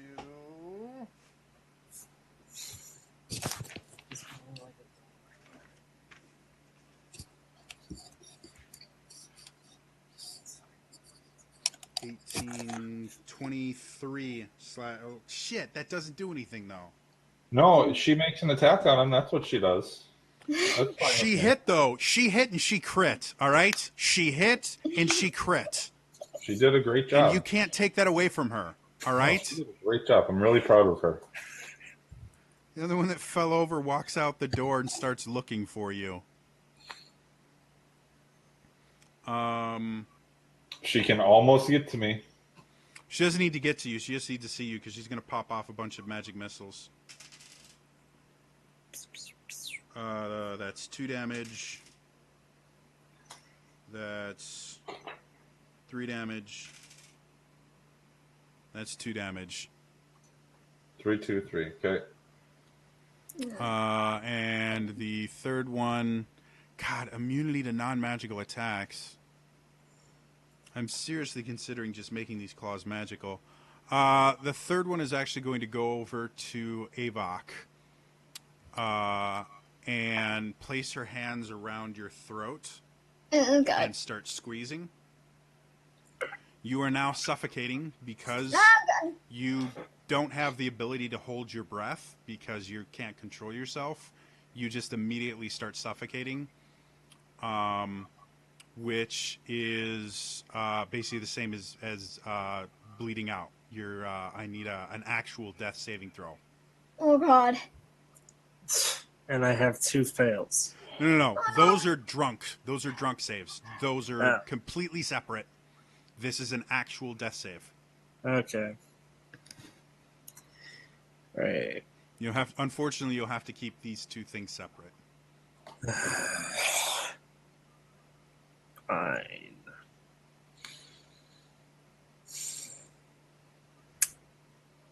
With high wisdom characters, it's remarkable how useless 90% of the spells these guys have are. So what'd you get? Oh, I actually have to make a death save now? Yeah, you have to make a death save. It's just the saves you were making before, we're going to call them drunk saves. This is an actual death save. Sorry. That's a 5. All right, so first failure. For your information, the rules on suffocation, if I remember correctly, is you fail 3 times and you go unconscious. So you're immediately reduced to 0 hit points. And then if you were to keep getting attacked or if you were to keep suffocating, you would eventually die. So, but that's my understanding of the suffocation rules. Right. Because for some odd reason, I don't think even critical hits against you are really going to remove that much health from you. That is their turn. Kata, you are up next. You see, because you're standing right next to Avok, you see one of them literally strangling him. I am. It's a long shot, but I'm going to turn the guy. I'm gonna polymorph the guy strangling Avok into like a mouse or something. Okay. What level spell is that? That is 4. Okay. As you sit there and you concentrate on the spell, Oh God! it disappears. As the one that's not strangling him, because it requires somatic components, goes. You kidding me?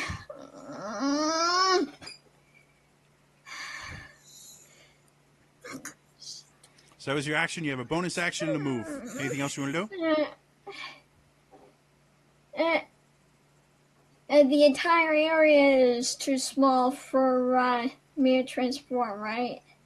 To a large creature. You can transform into something that's medium with no issue whatsoever. The issue with the large creature is you are going to push either yourself or Avok into the fire. Damn it. So if you want, I'm going to go ahead. if you want to end your turn, I will let you do this next turn. I'm going to give you a link to a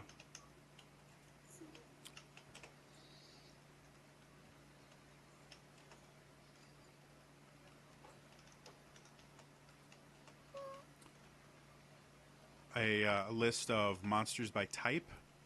Yeah, I was trying to. Technically, anything with a challenge rating, you're level 9. Anything with a challenge rating 3 or lower that's a beast, you can turn into. Yeah. So that's it right there. Go ahead and peruse that. But unless you have something right now, I'm going to go ahead and go to Fade's turn. Okay? Yeah, Right, go I for go. I walk past the one that just shot me on my way Okay. back into the house. Are you going to... I'll No. provoke. What? I'll provoke. That's fine. Okay. You notice that he doesn't take a swing at, or she doesn't take a swing at you, I and free she has interaction, this close the door. she has this knowing look at you. Or theoretically, she was standing in the doorway when she did No, it. I was 16 feet outside the door. And around the bed. She would have had to move. Oh, she would have had to come in. Get up. Okay, no, that's fine. I'll accept that. That's fine.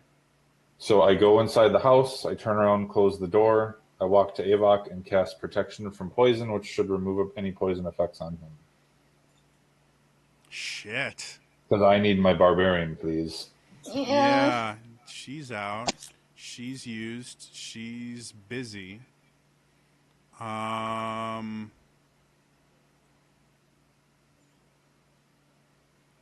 have Scar come over and cover her eyes if that helps. Well, Scar technically goes after you. That's not what I'm thinking. I'm thinking because this technically isn't a poison. What he's experiencing is slightly different. Can I have you just make a spell attack roll? Sure. I weave a spell magic and a protection from poison together, and yeah, that's fine. You sober up. Thank God. However, as you sober up, you realize that you can't breathe because the creature is still strangling you. I tried. They seem less than thrilled that you brought him back into the fight.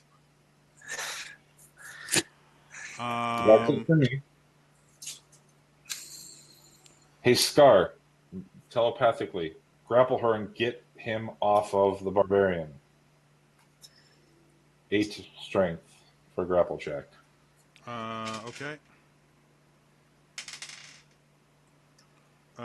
She kicks him off. Okay. She, when she does kick him off, he actually flies back like 5 feet. Like she is incredibly strong compared to what you were expecting. Okay. He will use half his movement to get back up and go hold on to the door. Oh, because you closed the door behind you. Yep. Oh. Hey, Avok, they're horrible. Please kill them. I'm done.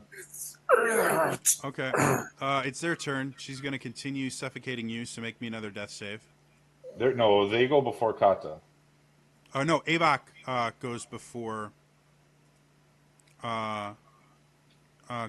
them, so he can't breathe, so I need a death save from him.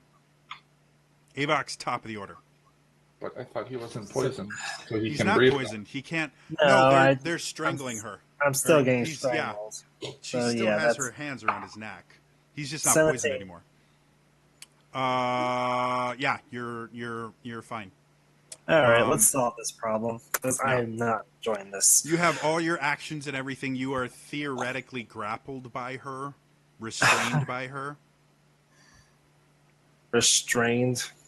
Well, I mean, mechanically, she has her hands around your neck and crushing. And my hands are not free. No, your hands are fine. Oh, good. I'm just saying, mechanically, we're going to call it restrained, but no, you're surprised at how strong she is. Yeah, well, she just met me, so she's about to find out who's stronger. Okay. Get your fucking hand off my neck. Which comes out as... because you still have no air going through your windpipes. Yeah, and I still got strength in my arms to break this grapple. So you're going to break the grapple? Okay. I want to break this grapple and kick her in that fire. So athletics check, please. Now, breaking the grapple does take your action. I figured. Actually, can I go into a rage before I do that? That's fine. Thank you. So I have advantage. Okay, that's much better. What's my athletics? Okay. 25. 22. So you were able to, and you knock her out. You start breathing in. Treat that basically as if you have gone above 1 hit point. Technically, you've quote unquote stabilized. So you're at full hit points. You didn't lose any hit points from that, but you can ignore the death saves you made from before. Anything else you want to do with your turn? That was your action. And I think it was my bonus action, so that's it for me. All right. It's their turn. The one with the black eyes turns to you, Avok, and kind of focuses on you, and you start to feel your body grow limp. I need a wisdom saving throw. What's my wisdom? Fuck me. 12. You immediately feel your body give out, and you fall over asleep. The one outside is going to try and open the door. Athletics check from Scar, please. 19. Stop that. You watch as Scar just sits there holding the door as you hear nothing happens. The only other one left in there, that would have been an action, so she can't do that. Yeah, the only other one left in there is not pleased with what's going on. And you see her. I have to actually look at this spell, because if it works the way I think it does, then.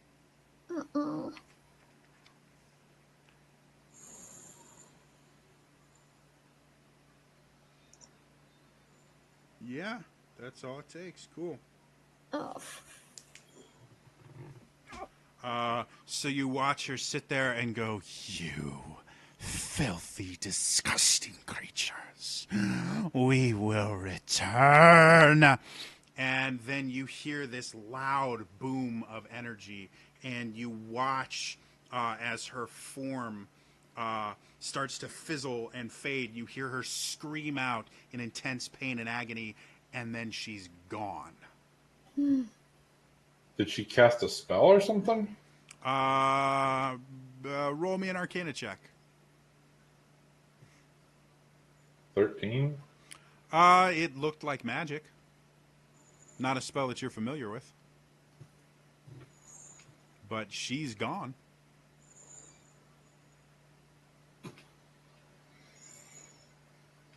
Does casting in melee offer opportunity attacks? Not in this edition. Okay. Cool. So there are Avok, 2 left. you're waking up. Kata, you are up next. Would it take my action to shake Avok awake?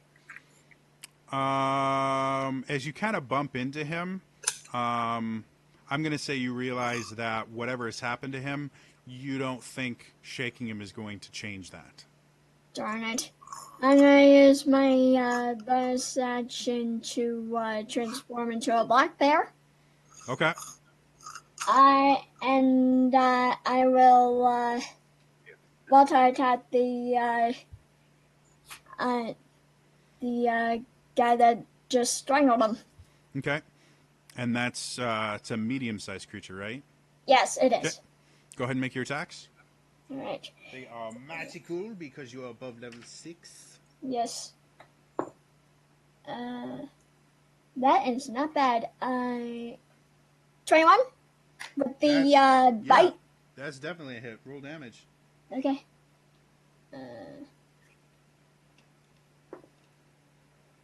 4 points of piercing.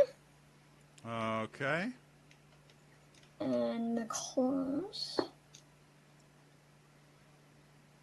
15. That's a miss.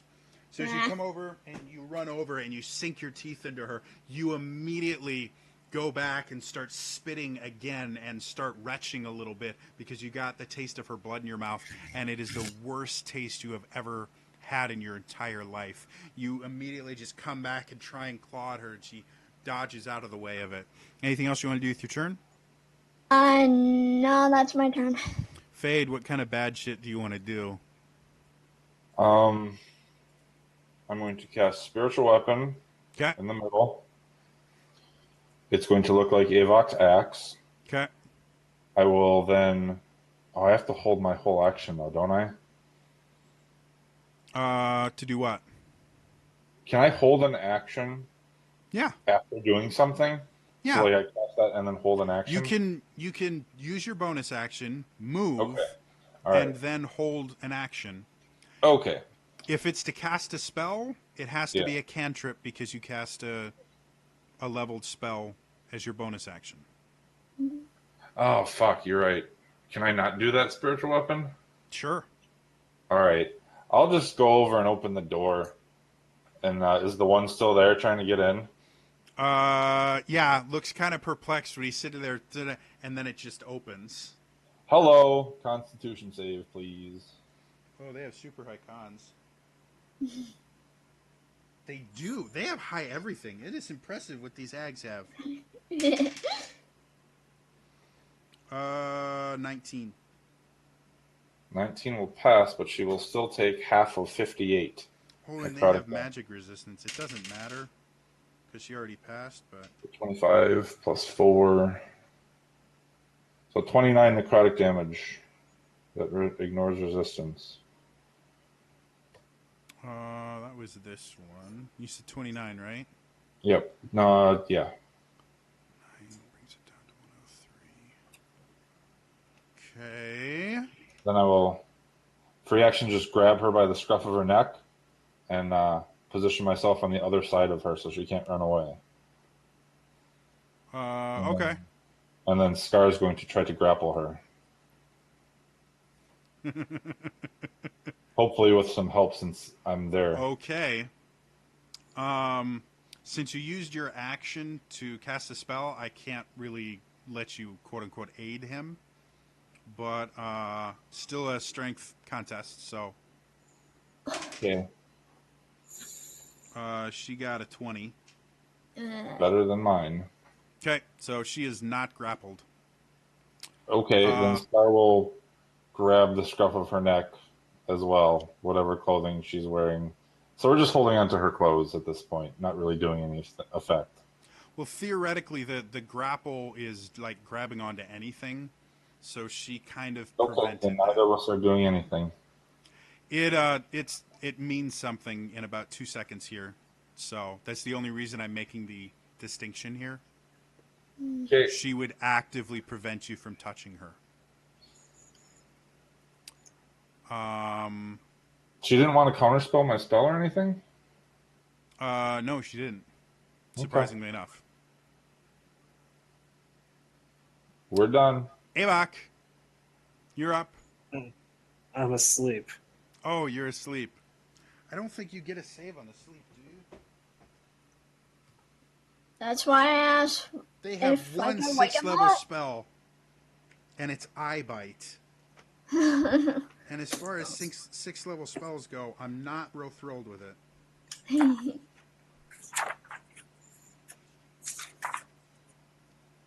Okay.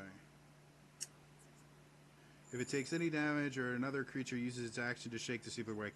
I was 100% wrong. You could have woken him up.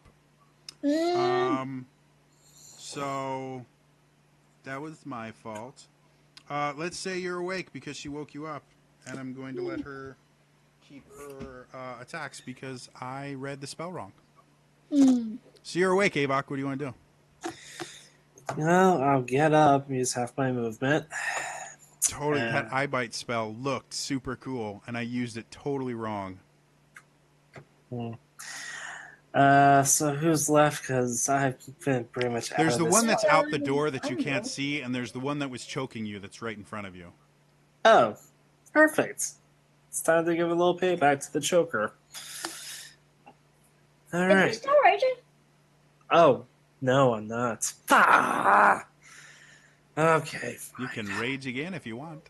Yes, I can, and I am doing that. Jeez. How long has it been since I've had to rage twice in a fight? Never. Okay. 2 attacks against this hag. Okay, first one is a stay in school, kids. 24 to first hit. Definitely a hit. Okay, 2 damage for that. You can roll the second one. That's fair. Yeah, I'm just going to tell you right now. You can roll the second one. Okay, well that's a 27 on the second Another hit. Go ahead and give me all the damage together. Gotcha.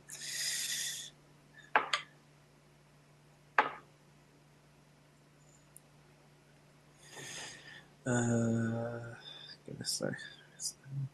12 plus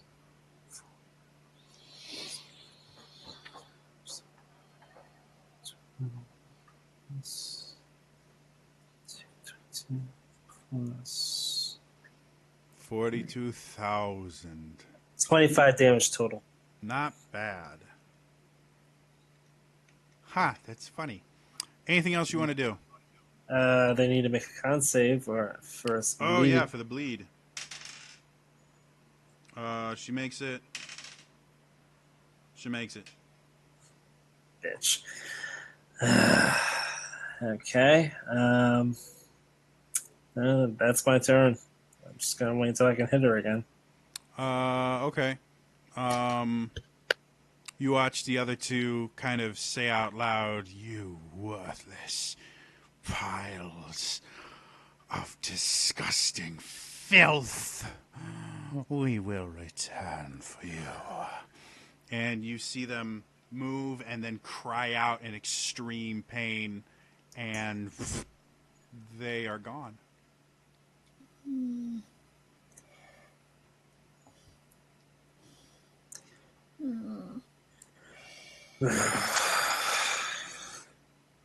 My head hurts.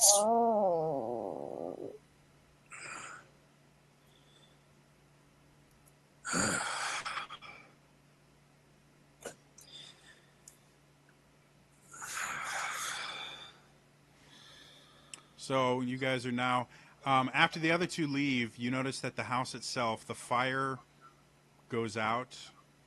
The pot that had that lovely smelling food goes immediately rancid. You notice that the mushroom that you in starts to kind of decay around you. Not so much that it starts to collapse or anything like that, but you smell that smell of like mushrooms and decaying, plant matter all around you now. All the furniture in itself kind of crumbles and becomes useless. The curtains shred.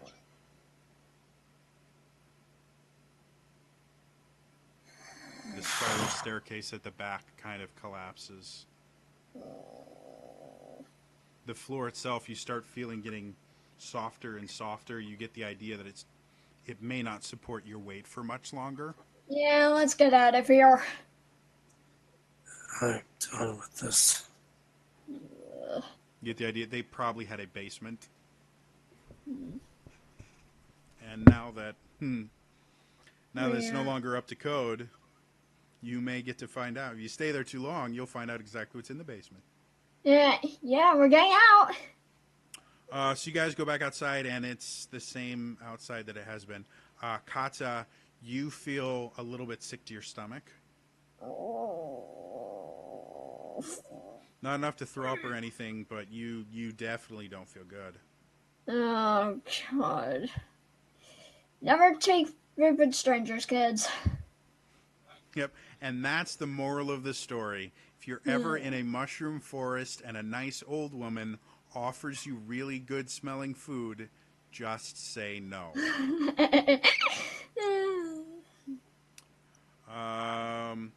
So we're going to wait. Fate is It's returning right now. Hi, Fate. Are you back? I am. So the house itself, as soon as they left, the fire went out. The food in the pot turned rancid. The house itself started to decay. You guys all got out because it didn't feel like the floor was going to support your weight. What do you want to do?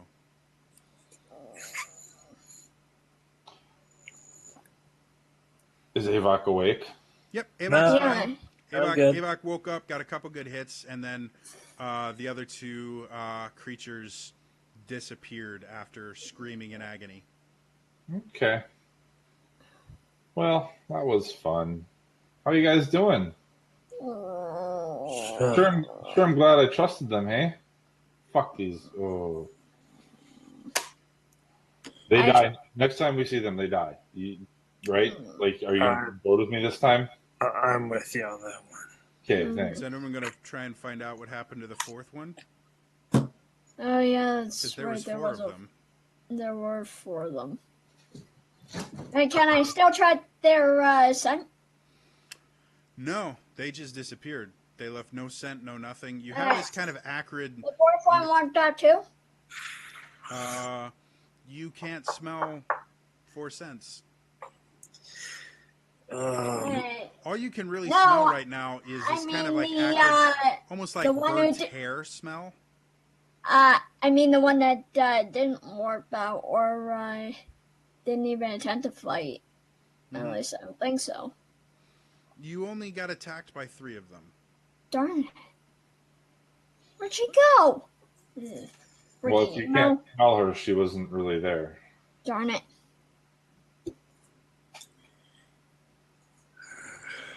Is everyone okay from that? That was fun. Aside from a bad hangover, I'm just dandy. Yeah, your head is throbbing. Despite the fact that he kind of cured the drunkenness, you have the worst hangover you have ever had. If we're all out of this house, I'm going to start sacred flaming it until there's nothing left. I want them to come home and see nothing. Okay. So as you sit there and you focus the kind of radiant energy on the house itself, it yeah,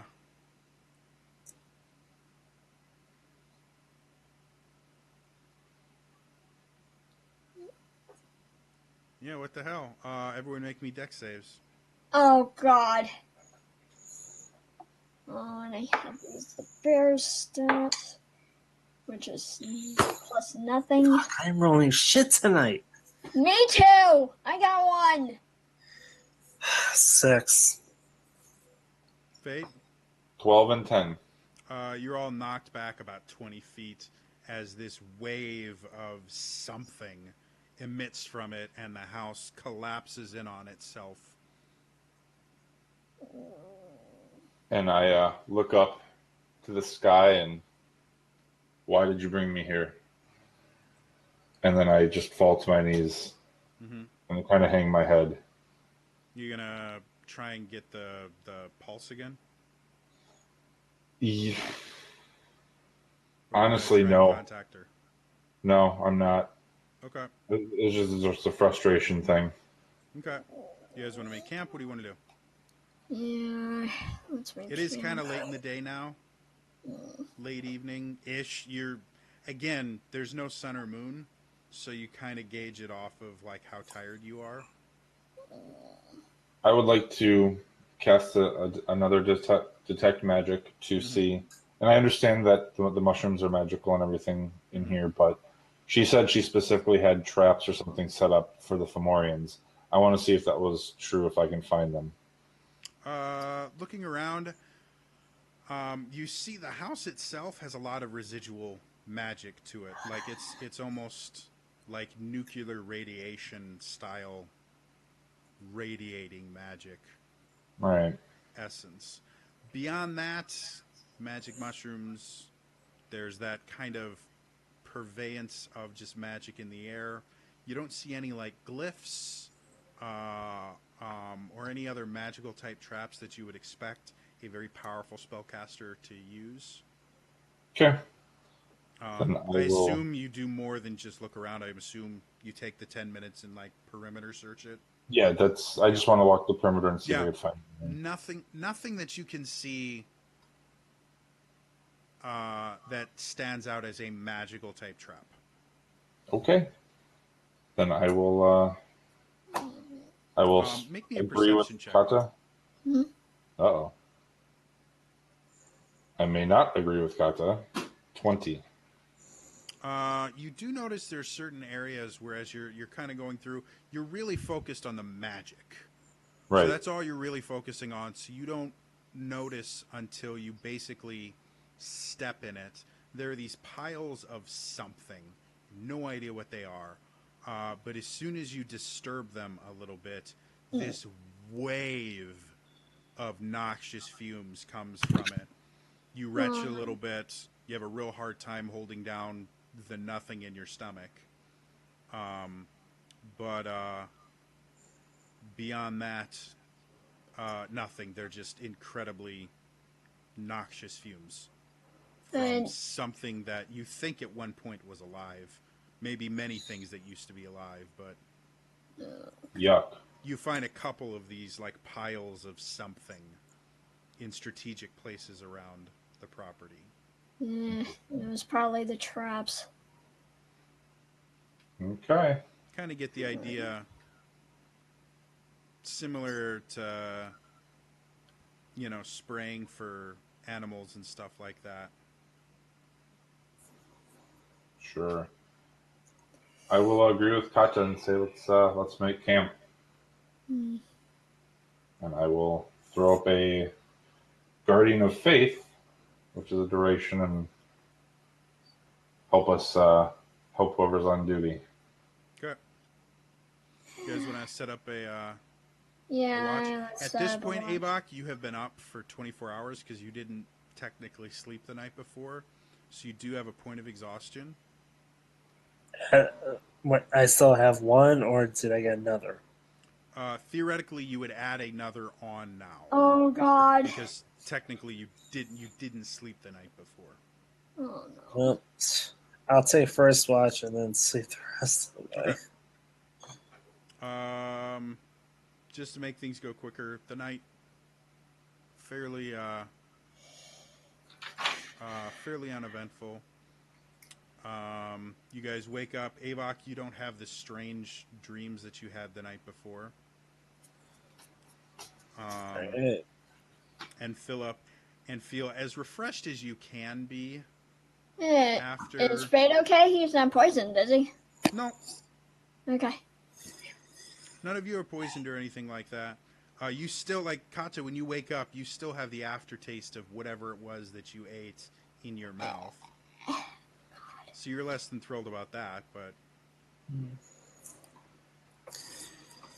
Yes, I'm still at 1 point of exhaustion.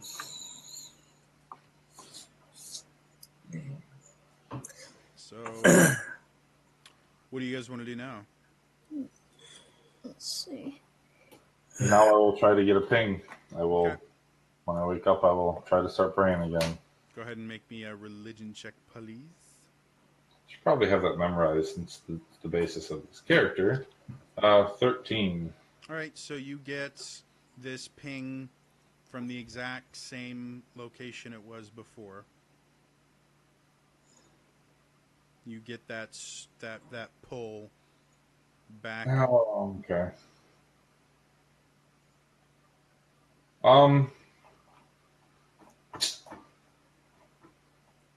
I guess I will. Oh, you were in the house at the end of the fight, right, Fade? Yeah. Roll me 2 Arcana checks. Uh-oh. All right, first one. You'd be the only one that might. 17 and then a 9. 17's enough. This is a spell that has been forbidden from use for Eladrin,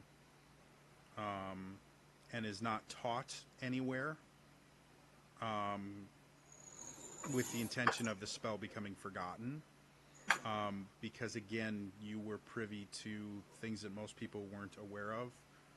You know the spell that they cast was Plane Shift. Okay. However, you also know Plane Shift is not a painful spell, and yet they clearly screamed in what was very obviously agony and pain as they used it. Hmm. Very interesting. I don't know. I don't really want to be here in this whole jungle anymore, so I'm gonna say make sure everyone's ready to go and point the direction we were coming through when we found this place. Okay. So, go ahead and make me. No, that happened. Avak or Kata, or both if you want, make me survival checks. Sure. Mm-hmm. That's not bad. 18. Okay. That's 17. All right. So between the two of you guys, you're able to avoid most of the areas. You don't see any more displacer beast tracks or anything like that. Okay. You guys do see the wreck of a mushroom that was hit by something massive, and some dead creatures around it, with these really, really large indents in the ground as you're traveling around, and these giant, kind of elephant-like footprints. Wonder if that There. was one of those former things that she was talking about. But you guys kind of avoid that area, avoid the direction that the tracks go off in, and after about 6 hours, you guys start seeing little shafts of sunlight coming through. And after another hour, you're seeing trees and things like that. And after another hour, the foliage itself has lessened enough to where you can now see a range of mountains in front of you, less than a day's journey away, and you can see a path that is cut that goes directly into these mountains and disappears in them. You can't really see where it goes, but it's very, like, even from the miles away that you are, you can see this path cut into the mountains. And what looks like some carved figures out of stone. They're too far away for you to identify right now. Looks right to me. I will proceed cautiously forward, checking the surroundings. Okay. It has, as you guys come out, you do see it's getting, at this point, close to, like, twilight. Because it took you most of the day to get from the hut to the end of this mushroom wood, as they called it. Okay, So yeah. if you want to travel through the night, you can. Otherwise, you can make camp. Right now, you are still in a relatively wooded area, within about, I don't know, 2,000-3,000 feet. The forest ends, and it's a plain up until you reach the mountains. Maybe we post up at the edge of the tree line so we're not completely exposed, so we can rest one more time before we make our final push towards the mountains. Yeah. Go with that. Okay. Again, just to speed things up because it's getting a little bit late. You guys are able to get a full rest. Avok, you're no longer exhausted, and that is where we are going to end it for tonight. So thank you so much for tuning in. If now that I no longer have surgery to worry about, if you want to see more D&D and things like that, feel free to subscribe to the channel. It's youtube.com or it's twitch.tv/TrainerJody. I do run D&D games just about every Tuesday night. When I'm not running this one, I'm actually running the Tyranny of Dragons campaign from Wizards of the Coast. You can follow me on Twitter. I'm at TrainerJody. Otherwise, I do upload these to my YouTube channel. It's youtube.com/TrainerJody. I am one episode behind because I had surgery recently, and narcotics are a hell of a drug. So I will be getting this episode uploaded and that one uploaded, so we are 100% up to date. Feel free to go back. These guys have been playing for over 2 years now. Congratulations, guys. And yeah, I will see you guys next time, all right? Bye-bye. Bye.